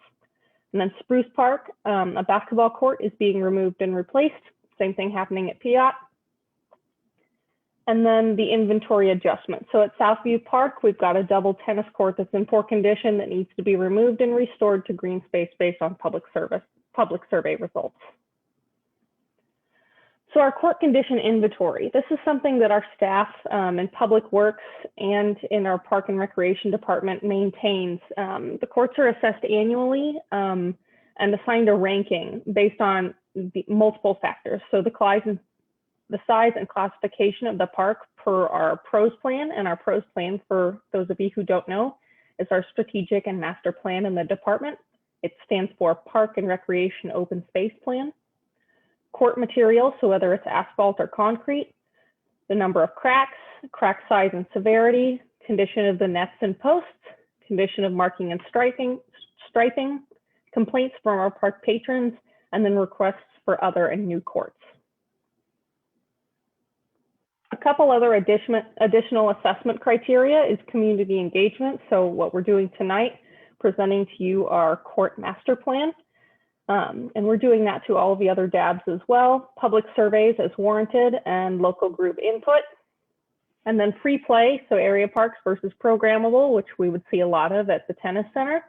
And possible reduction of athletic court system to reflect current uses and ease maintenance resources. So our top 10 courts that are in worse condition right now, we've got 8 basketball courts and 2 tennis courts. These conditions are reflected in the cracks, the striping, the costs that it would take to repair. So our proposed 2021 program is to focus on replacing the asphalt basketball courts with concrete courts and new backboards. We've allocated $225,000 in 2021 funding to accommodate 3 basketball courts, Boston, Harvest, and Plainview. I think each of those were in our worst. Yes, each of those are in our worst 10 worst courts, and assess Country Acres and Sycamore athletic courts. So for the expansion of programmable courts, additional funding is going to need to be requested and put into the future CIP for tournament quality court systems. The Ralph Woltz Riverside Tennis Center expansion will be completed in May, fingers crossed, we hope, weather allowing. That's going to allow for larger tennis tournaments, and the pickleball courts will be programmable and also allow for pickleball tournaments. Those are really great events for our community, really great events for our region, and a good way for the department to have some cost recovery on our tournaments. Edgemoor has 6 tennis and 6 pickleball courts, and McAdams has 6 adult courts and 2 youth courts that could be rehabilitated to attract larger tournaments. And increased revenue from the tournament programming will offset maintenance costs. So I'm happy to answer any questions. I'm not sure how helpful I'll be because this came out of our principal planner. He does a lot of the work on this, but I will answer them as I can. Take any comments. I'd love to know what your feedback is on what you've heard and relay that back. Questions from DAB members or comments? So Gentry, the other basketball courts that are on the worst list, are they projected out for 22, 23? So as we mentioned, we've got the $225,000 per year. Those will be projected out over the next couple of years, assuming that funding doesn't change in the CIP. All right, Cindy, I'm gonna hold you to that. I anticipate it would be that same funding. You never know, right? But I think it's been that amount for quite some time. Is that right, Gentry, that you know? I'm not sure, honestly. Haven't been with the department quite long enough to know that. And I've only been on council 3 years, so I think it's been in the recent past, let's say. Other questions? Phil? Yeah, Gentry, this may again be a premature question with your duration in the job, but based on my personal experiences, I guess I'm really curious about how much the neighborhoods are pushing these and how much they're engaged with Parks and Recreation in giving them guidance and perhaps some suggestions on things that could be done, maybe even assisting with it. So this is one thing that we are looking at to change in what we're doing, our process for engaging more people in our engagement process around the athletic court specifically. So we've had this court assessment that we update annually, and we think we have a good idea. And generally, I would agree that we have a good idea of what courts need to be replaced and updated, but we're looking to really buff up our community engagement process and hear more from people about what they want to do, which is why we've brought it to the DAB tonight, so we can hear from you. You know, what are your thoughts on this process? Other community engagement efforts include sending out surveys, working with local groups about it. And a lot of what we hear are from recreation centers and you know what people are interested in having there. We do send out some annual surveys anyway that evaluate what people ask for and would request most and what works best for them and what they need less of in our park system. So now that I've given you the challenge question, I'll also give you a kudo. I have to tell you that I'm really impressed with Parks and Recreation and the way they've worked with our neighborhood association in listening to what we thought we needed for the new park and then fulfilling that to the best of their ability. So you can pass that on to Troy and maybe he won't hang up on me next time I call him. We appreciate you saying that. I'll let him know and tell him not to hang up next time. Gentry, this is Sean. Is there any way, do you have any metrics around, I know it's probably hard to do this, but is there any way to gauge how much the courts get used? You know, so it's one thing to hear from the community, they're giving some input, but is there is there any type of approach to figure out like how much are these being used other than maybe where? Yeah, this is a tough question for me to answer because it's not really my area of expertise, but here's what I would assess and assume is that you can kind of determine the use of the court based on the where of it. I think that some of our people that work on the courts would have a really good understanding of that. And then another kind of like higher level tool that is less specific and maybe harder to hone in on is using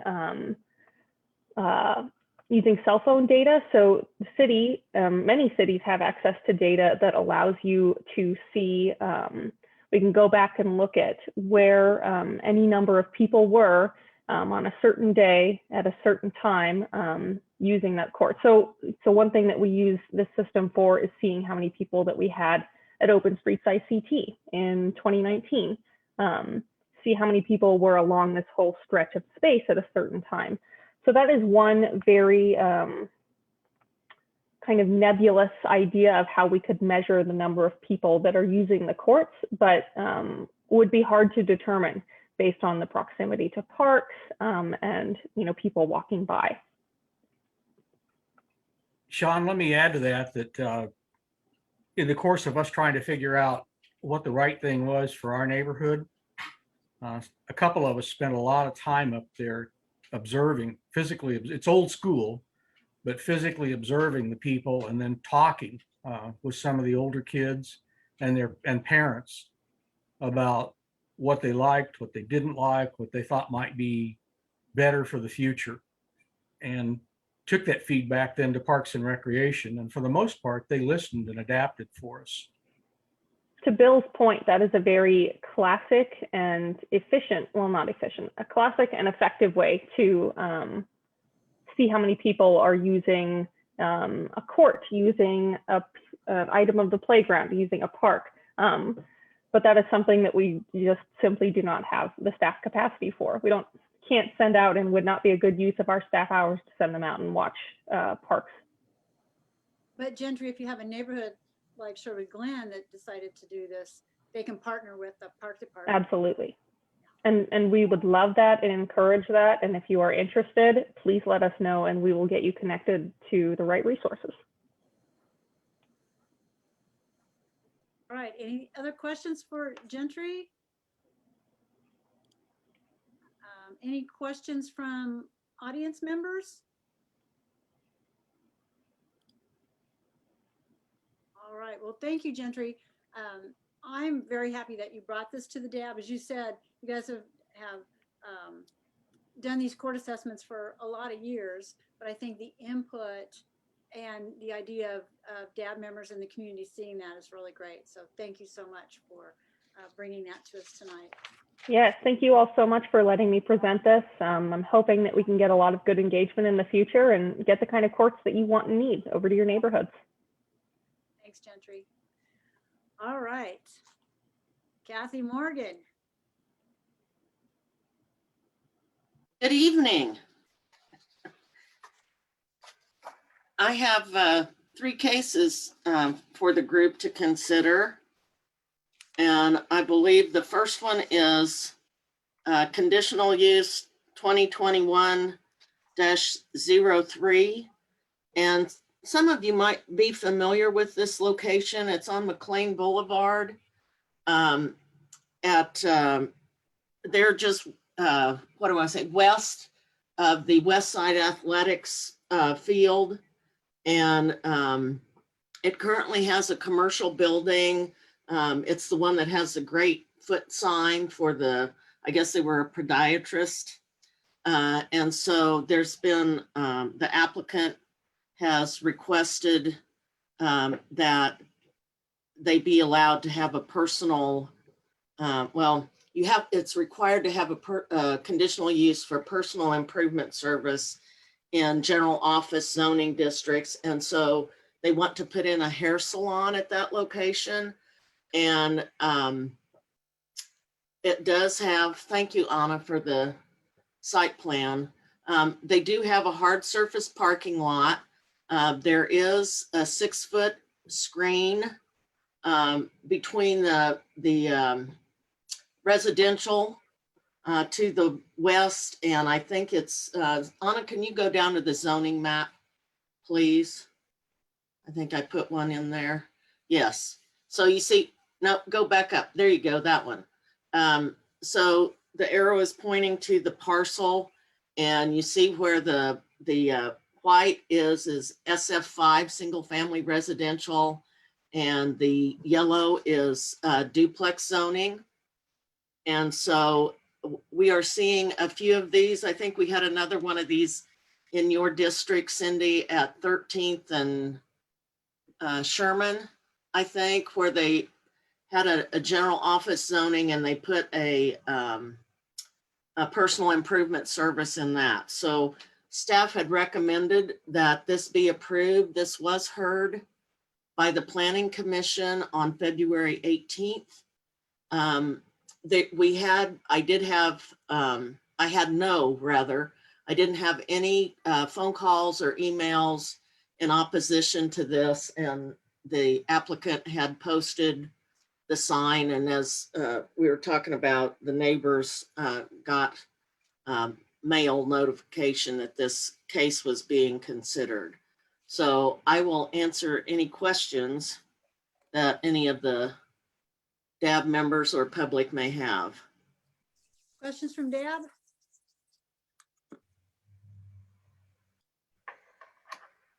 Seeing none, any questions from the audience?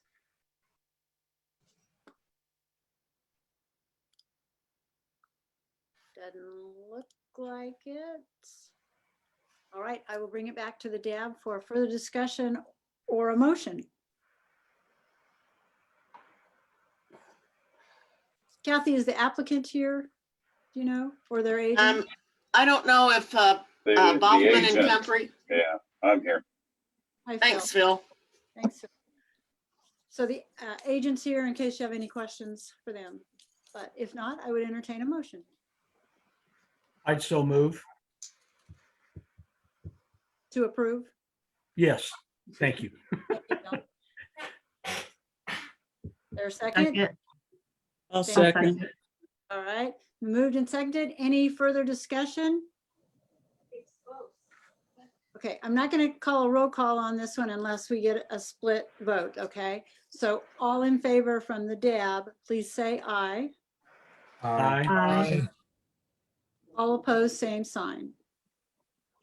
Okay, that passed unanimously. All right. All right, Kathy, next one. Next one. This kind of goes back to what Scott was just presenting about zone changing in single family in residential neighborhoods to where we get some more density. Anna, can you bring up the map, the proposed map use area? There you go. These are two lots that the applicant is requesting to change to duplex zoning.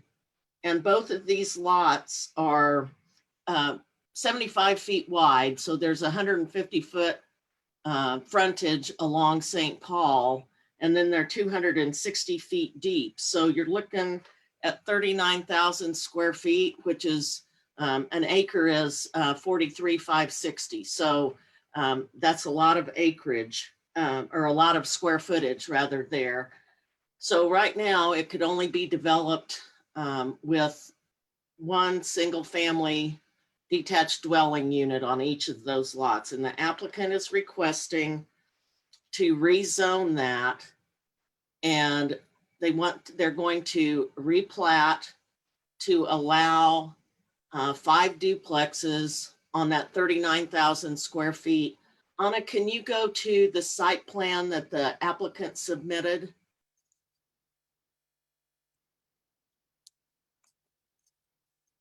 There you go. Thank you. So this lot is a little bit odd because right in the center of those two lots in the north and south, there's a sewer main that goes down there. So the applicant has proposed to put in a T street that would allow parking that would keep parking off St. Paul, would allow a duplex facing, or rather 2 duplexes facing St. Paul, and then 3 duplexes across the back. And that's what I think if you look at those numbers there, they're 114-foot lots by 50-foot lots, those 3 in the back. And the other thing that you'll notice on there is they've planned for street drainage and sidewalk easement. And since this would need to go through a platting process, that process includes to do a drainage plan and how that water, stormwater is going to shed from that acreage. I know that I've had several people that have emailed and called about this, and that was a concern, was about the drainage. And so, you know, this is based on, excuse me, my cat is liking the movement that's going on the computer screen. This is based on what's going on in the neighborhood. Go back to the zoning map, 3 slides up, please. There you go. So we have a lot of the green that you see along the river. That is multifamily. Along the river, you have the yellow that are duplexes. You have the brown over on the left, which is multifamily also. That green along the river also has general office zoning, which does allow the multifamily uses. I think there's a nursing facility along the river there. At Central, you have the old Riverside Hospital area that's been redeveloped for office. So we are recommending that based on the Places for People plan that we've been working on the last, 18 months or whatever, that this zone change request be approved. This is not unlike what we have done, what we have presented before with a protective overlay, which puts in some of those architectural controls, how the garages can't be far forward of the main front of the building. The entrances have to have some kind of architectural feature or some such that makes that entrance stand out. The roof designs, et cetera, are to be representative of what you would find in the neighborhood. So with this protective overlay, that gets filed with the real estate records at the Recorder of Deeds office. So, and any change to this would have to come back to a public hearing process. So with that, I will answer questions, and I believe that I think Kirk Richards may be on the line, or Will Clevenger, the applicant and agent. I don't see him right now. He might Okay. be here and skipped off because we're so late, but But I will try and answer any questions. questions from the deb. So Kathy, one of the biggest concerns I saw, not just in reading the one email that came through, but as I looked at the layout, this just seems, it seems to me that it's a very crowded development. There's no yard space there to note of, and there are no real parks in the area. So that just seems awfully densely packed, putting 5 duplexes on that property. And, you know, yes, we are getting a higher density there. Mr. Washburn, but at 39,000 square feet, they could put 6 duplexes on this. So, and that's not to say that that planning department is supporting that. That's why we put the protective overlay on it to restrict it. But yeah, they have, there is limited, as there is with most duplexes, limited front yard space and rear yard space. But a lot of that has been taken up by the 32-foot streets that go into the unit area to help with some of the traffic. Because when I was over there, and I don't know, maybe you can correct me, it seemed to me like St. Paul didn't have on-street parking. That's correct. Yeah, so this is, that's gonna address, because each of these duplexes will have at minimum 2 on-site parking spaces, and probably 4, because they'll have 2 in the garage and then 2 more on an apron if they have that many cars even. So the site plan here should mitigate some of the traffic that's on St. Paul.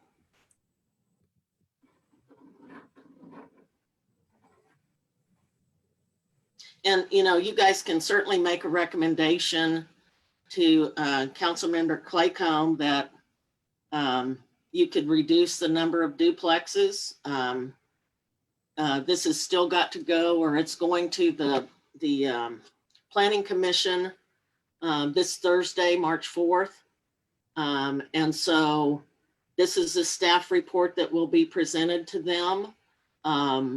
We will get more public input on this. And so you guys have an opportunity, if you want, to recommend, fewer duplexes or whatever you may desire, or deny it altogether. Well, having made my comment about what I consider to be an overdensity of the property, I will have to say that, assuming that the site plans and the design are compatible with some of the other newer construction in the neighborhood, there would certainly be an improvement with some of the homes and some of the property that's in that immediate area. And I say that from having lived there 35 years ago and from just being down there today. Yes. And some of the protective overlay requirements would be, of course, in single family residential and 2-family zoning districts. The maximum roof height is 35 feet. These building designs will have gabled roofs, so they'll fit in with the building types that are in the neighborhood. And like I said, what we were concerned about earlier, and what Scott mentioned, was the fact that we didn't want, and I think Cindy used the term snout house, that we were trying to limit, or we wanted to limit those types of very in your face. It's very different than what you're used to seeing in those older neighborhoods.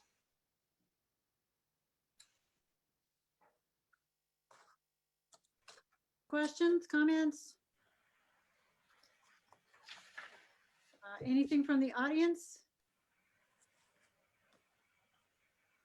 Okay, hearing no questions, I'll bring it back to the DAB for other questions or comments or motions.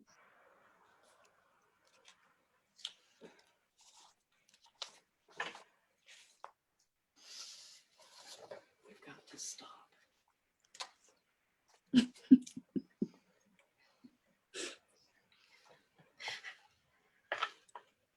I'll motion to approve. All right, thank you, Melinda. Is there a second? I'll second. All right. Any other discussion? All right, we're going to take a roll call on this one because I suspect there may be a split vote here. So Anna, if you please call the roll. All right, let's go ahead and start with William. I'm a nay. Thank you. Gisela Peña.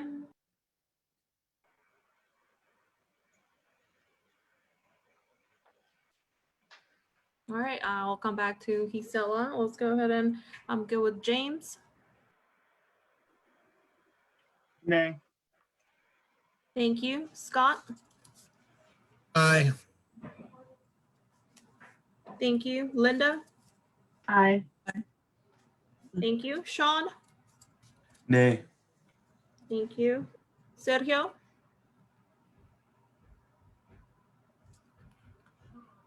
Okay, I will go ahead and go back to Sergio. And then we have Melinda. I already voted. Maybe I voted for the wrong person. Thank you. Made the motion. So I'm gonna go back to Gisela Peña. Aye. Thank you. And then we are missing Sergio.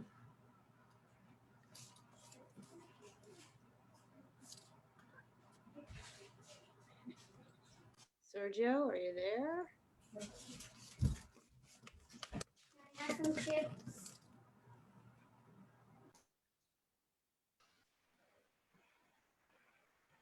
We have to have 7 to have a quorum, right? That is correct.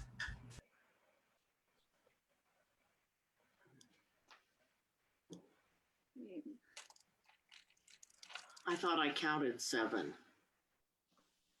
Am I missing somebody? Yeah, I counted 3 and 3. Did I miscount, Anna? No, we have 7 votes right now. We have 1, 2, 3 nays and 4 approvals. Oh, all right. I did miss one. Okay. All right. So we have enough to have a vote then. All right. So it's 4 yeses to 3 nos. Correct. Okay. All right. So motion passes with a split vote. All right. Next one, Kathy.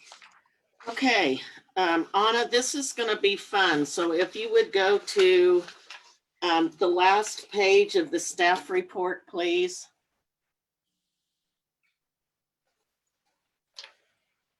And this is up on just south of 29th Street, between Market and Park Place, just a block west of North Broadway. And the request is to, there is general industrial zoning and general commercial zoning. And thank you. What you're seeing there is the general industrial zoning has the aqua cross-hatching over it, and what is currently GC has the pink on the bottom third of that area. And so what the applicant has requested, they are wanting to have an impound lot and wrecked vehicle storage. That it's kind of misleading that what they're asking for is a conditional use for wrecking and salvage, because there will be no dismantling of vehicles nor selling of parts. It will just be police impound and wrecked vehicles. There won't be any stacked cars. So it'll all be on the ground level. And and I have had quite a few calls and emails about this. North of that area is also zoned. Anna, if you'll go to the zoning map 2 up. And 1 more, there you go. So you see where the area is outlined, just north of that is also general industrial. To the west has some general industrial and limited industrial. And then of course, across the railroad tracks, that's all general industrial, and the brown parcels are zone B multifamily. but are mostly developed with single-family residences. And this neighborhood would have been developed at the time that the stockyards and all of that business was going on there between 21st and 29th. And so this would have been worker houses, probably, you know, rental and owner occupied. And so what staff is recommending is to put on the GC zoning, the pink part, is to go ahead, recommend the zone change, but put a protective overlay on that parcel so that it can only be used for the vehicles, wrecked vehicle storage and impound lot. And so if that, otherwise it would only have general commercial uses allowed, which would provide a step down in intensity from uses from the general industrial there to the south, where you've got B multifamily, which is developed with single family houses. They would be required to screen along the south property line, and that would be an 8-foot fence with 9 shade trees and a 15-foot buffer between on the inside of the property. So you have the 8-foot solid screening fence, 15 feet of buffer before they can start parking the vehicles. And then they would have to have 9 shade trees along that south property line. And then it's the typical keeping the property free of weeds, having things, a company come in to keep the rodents down, that type of thing, monitoring to make sure that there's not any, you know, presumably these vehicles could have gasoline or oil in them. So they would be monitored for any leakage of that type of materials. And they would have to maintain all their state and local licenses and federal permits, which has to do with the storage of the materials. And let's see. I think unless you have some more specific questions, Jared was on the line. Kathy, Yes. just on coverage, just on the south side, the chain link fence that's existing, or if that's what they choose to use, is the only thing they would need on the north and east and west. They would have to, because of the general commercial to the west and facing Market Street, the only solid screening they would have would be along the south property line.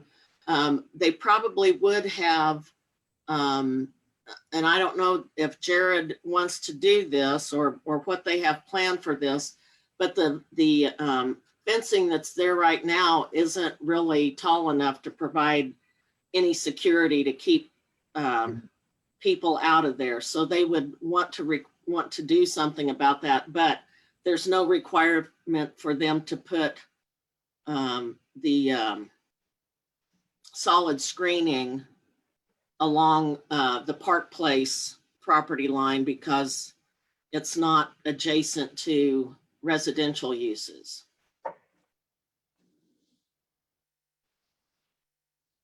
Kathy, that fits in with this Bill again.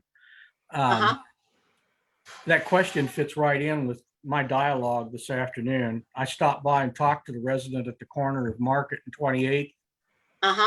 His only concern was that it didn't impact his property ownership But I went around the corner, and as you're probably aware with that community, if you've been over there, several of those homes have been retrofit, or whatever the right term, rehab, very, very nicely. And so I stopped at 2914 and talked to the resident kind of indirectly.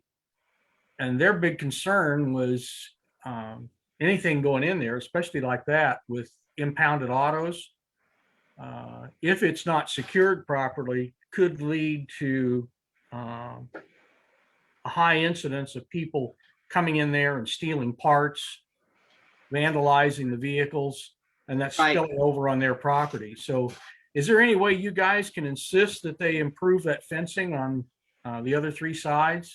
Maybe not to a visual block, but at least so that the area is secure? And I think Jared has done more research on that, because from what I understand, it sounds like he's been working with the police department because they want to have impounded vehicles on there, so they would have to be secured. And so I know that the existing chain link fencing is not would not meet that standard. So he hasn't said anything to me about what they would require along that. Yeah, an existing fence, even I could get over it.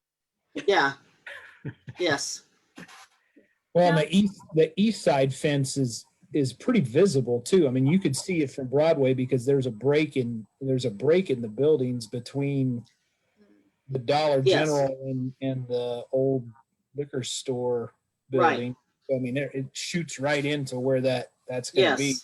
And that area has also been one that's been pretty heavily tagged with graffiti.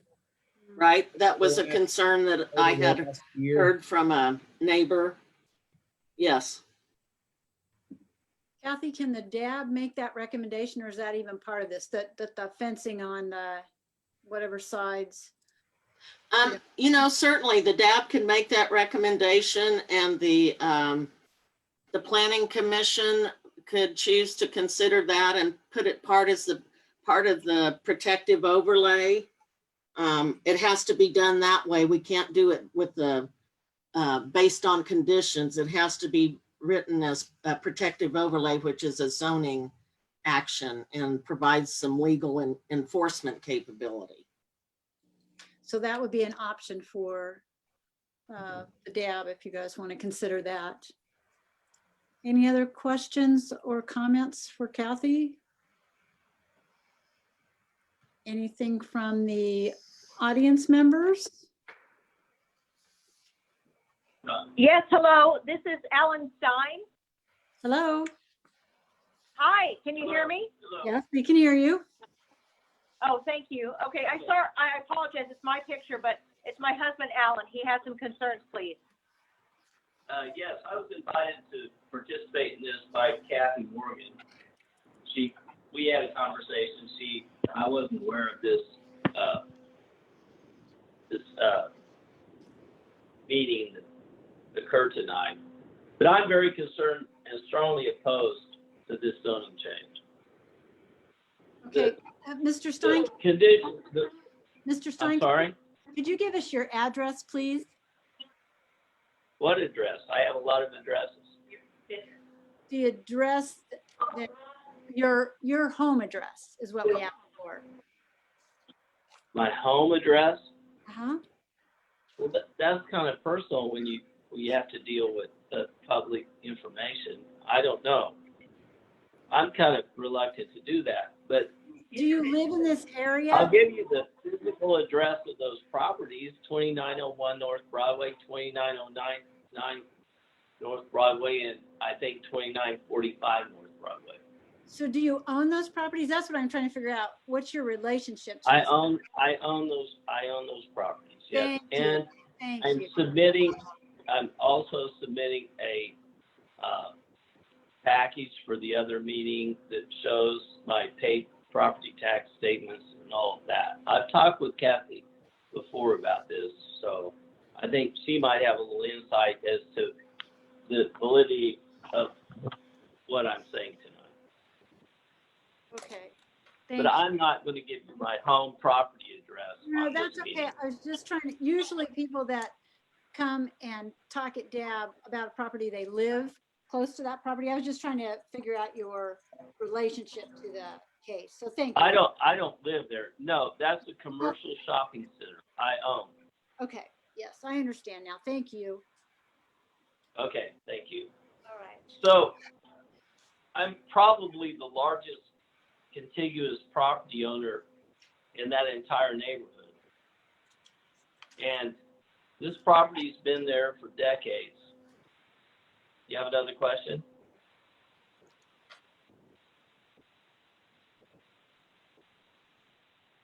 I don't know, but I heard somebody say something. I think we're still there. Anyway. Yes, you're still. Oh, thank you. Okay, thank you. So, and I have the grocery store and the dollar store that have served that community for years. And to do a junkyard that, as I think Scott on your conference, he alluded to the fact that highly visible from Broadway, the property in question, with no screening or screening, whichever, but it's a junkyard. I mean, it's terrible for the neighborhood. And, you know, I really think that the people, you know, I was invited to this by Kathy just by chance that I called because I received the notice. But these people that live in those little houses that live around there, they're afraid of the government. They don't want to call somebody governmental agency and say, I don't like this and don't like that, because that's not the way they live. And it's like the other guy who said, oh, we got a problem with tires. Your police guy, he came on first in the meeting. I've been here for an hour or two. He said, we got a problem with tires. Well, I have probably hauled 100+ tires off of my property every year. But I don't complain. I just get it done. You have to take them to the dump. You have to pay a fee. You have to do all this. I don't do it. I hire somebody to do it. But I have a respectable property that those people in that neighborhood are very proud of. They have a place to go buy groceries. They have to put a place to go buy dollar merchandise, and they love it. And it's probably one of the only surviving small grocery stores in the town. And it's still successful. And I want to maintain that it's successful. And to put a junkyard directly behind is absolutely ridiculous. Also, the other gentleman that was on the meeting talked about the fencing.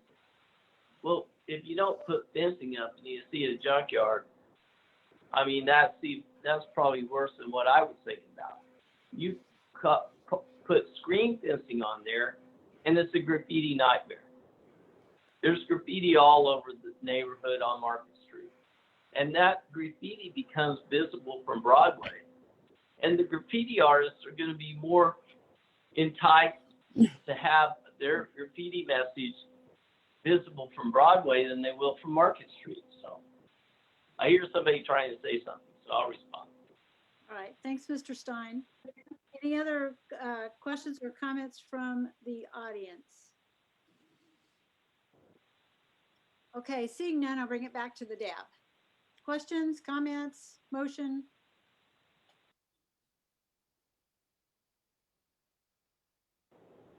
If it's an appropriate thing to do, I would move that it be approved with the condition that fencing be improved on both the east and west sides. On the north side, I think it's already blocked by Bud Palmer Auction. Right. Well, I'm surprised that those people, they own Bud Palmer owns a lot of property in that neighborhood. I'm surprised that there's no participation on their part. Thanks, Mr. To Stein. have an opinion on this. Thank you. I brought it back to the DAB board now, and so they'll make a recommendation, okay? Is that an acceptable motion? think that is east and west screening, right? That's what you're asking for. Yes, Okay. the south side is already supposed to be adequately fenced and blocked. All right, so we have a motion. Do we have a second? I'll second. Linda, any further discussion by the DAB? Oh, Scott, you have something? Just real quick, Kathy, was there anything else from the owner developer that you didn't feed us information on? I know you said they were here at one point in time and left. Just Yeah, he was on here earlier.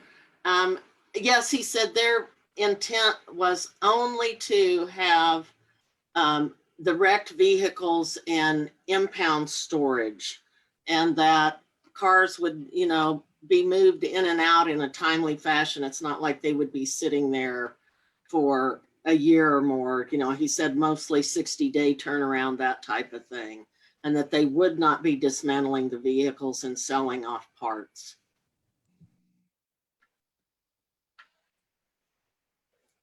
Anything else from the DAB? All right, we'll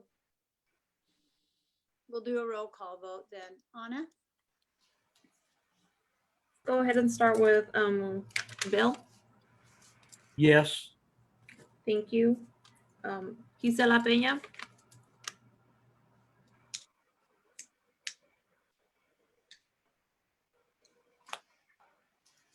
I'll go ahead and come back to. Sorry, I can find the little microphone. Yes. Thank you, Gisela. James? Yes. Thank you. Scott? no. Thank you. Linda? Yes. Thanks. Sean? No. Thank you. Sergio? Sergio, you're muted. No. Thank you. And Melinda? Aye. Thank you. It looks like it passes 5-3.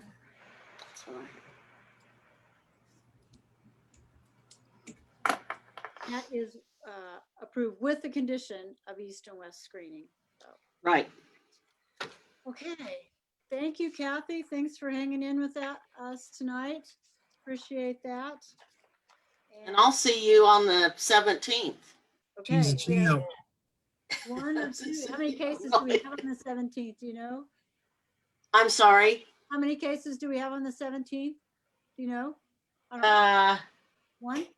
Just one that I'm responsible for. I think that's it. All right. I'm not going to say anything, but it should be a short meeting. Probably thought that tonight. Yeah. Tonight was going to be a long meeting. I should have warned you all. Yeah. All right. Updates, issues, reports from any DAB members, any neighborhoods, anything? Not seeing anything. Okay. Couple things I have. One is that Bill Longnecker had planned to be at this meeting tonight. Something must have come up. Tonight would have been his last meeting. He is leaving us, but we'll probably see him some more. I don't think it's been announced exactly what's going on, but he is leaving the DAB. I'll let you know why later. Since he's not here, I can't tell you why. I hate to hear that. He brought a wealth of knowledge. I know. I have done, I had another, Greg Boisjean left us at the beginning of the year. And so I have been doing DAB interviews for his position. And because of that, it gave me the opportunity to find two people at the same time. So I didn't have to wait. So at our April meeting, which will all of you will be sworn in, re-sworn in at the April meeting, our two new DAB members will join us. Tomorrow I will appoint them at City Council in they'll be voted in, hopefully, they should be, and they'll join us in April. I have two more things. One is Civic Engagement Academy. Applications are being taken. Most of you have been through that, but if you have not, it is a wonderful opportunity to learn how to be civically engaged with local government. I see head shaking from those of you that have taken Civic Engagement Academy. If you have any questions about that, Anna can answer it. People on the DAB who have been through Civic Engagement Academy can provide you with some information about that. We are taking enrollments through the 15th of March. So you have a couple weeks. A couple weeks. Still taking applications. Anna, anything else on that? Classes start the 31st. Is that right? That's correct. If I know a lot of the board members have gone through the Civic Engagement Academy, but if you know anybody who would want to apply, feel free to forward that information to them. Yeah, please do. And I think last time I checked, the application is on the wichita.gov website, and it's one of the pictures on the carousel. So at the top, so it's real easy to find. You don't have to go dig for it. And then the last thing, I just want some input from DAB members. We're not going to do this right away, but kind of give me your feelings on returning to in-person meetings. What needs to happen for you to feel comfortable? I need to get through the second vaccination in the 2-week period. Okay, second vaccination and 2 weeks past that for Bill. That's about like sometime in April Okay. for me. My question is the city city hall opened up for in-person visitors right now? Tomorrow at City Council, that'll be the first meeting we have let the public back in. So tomorrow the public comes back in to City Council meetings. Is that what you're asking? You can get into City Hall. City Hall's been open for quite some time. I meant guests at the meetings. At City Council, yeah. So tomorrow Yeah. is our first meeting open to the public. Okay. And masks will be required, and social distancing. They've got it set up to show people where they can sit and that sort of thing. Anybody else? Well, I got my second shot today, so I'm good to go. 2 weeks, right? All right. How about some of you younger folks that aren't getting their shots yet? I'm ready anytime. Okay. I think as long as we're following all the guidelines of, distancing and wearing masks, then I feel comfortable. Okay. I'm lucky I'm military, so I get my shot too. Yeah. I get my second one this weekend. Wow. Well, you folks getting your shots. That's great. All right. Anything Yeah, else? I'm pretty far down the list on the shot list. So too. for me, I'm a little bit on the more cautious approach just because my daughter is very immunocompromised and she has a heart condition, and although it doesn't count as a thing to get you bumped up the list, I have asthma, and so I'm a little bit more worried about it for me. So I worry about doing it. Like I work remote, like right now, I have my virtual Shockers thing, but I'm sitting at where I work. So during the daytime. So for me, I am a little bit more cautious. I would be okay with it as long as we're distance and maybe like there was a capacity limit on the room. Like I know that when there was some more high profile, like the cell tower meeting when there was like 70 people, maybe a virtual waiting room for those particular speakers for those kinds of things. So if we could cap some of those things, Okay. That's I good. would be open to it. That's good feedback, James. We were And I know we're looking at some options to maybe have a hybrid meeting. We just have to figure out the technology. You know, here's the thing, like hearing all of you tonight was very easy, right?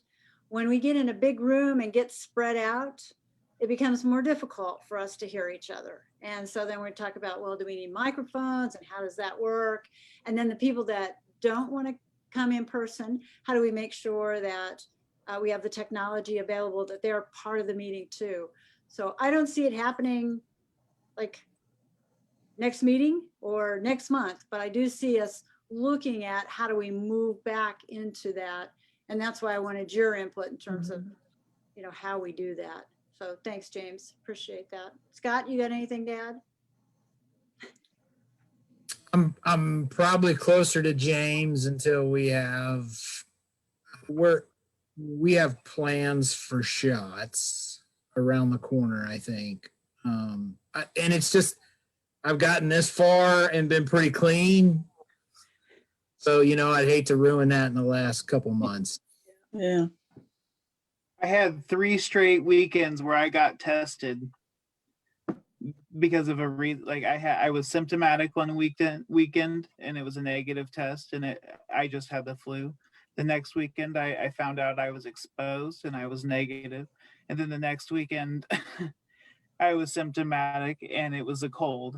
So it was 3 straight weekends where I was concerned, you know, Sunday morning. It's got to make you goosey. Yeah. Oh yeah, it was great. Yeah. It was so you know, you relax a little bit and then you completely tighten all the way back up. Yeah. All right. Gina, you have anything to add? Not for now. We wait for best times, but pretty soon. Well, we have only 4-H pretty soon in April in Evergreen by 4-H by K-State. So we can get the meetings in person because about COVID, but I think we're ready on April. Okay. All right. Sounds good. We will, and Gina talked about Evergreen. So the Evergreen Library is under construction. So that's another kind of challenge, right? Because that was a nice place to meet. And it won't be back in service until probably December of this year. And we have to figure that out. So we'd have to find a new place to meet. And we can meet in the rec center, but it's kind of cavernous. If any of you have, I think, Linda, you might remember, were you in meetings somewhere? Yeah, it's kind of cavernous and hard to hear in there. So we would have to use microphones and we'd have to figure all that out. So we have some work to do, but appreciate you guys providing feedback so we can think about that. All right, anything else before we adjourn for this evening? Good time. All right.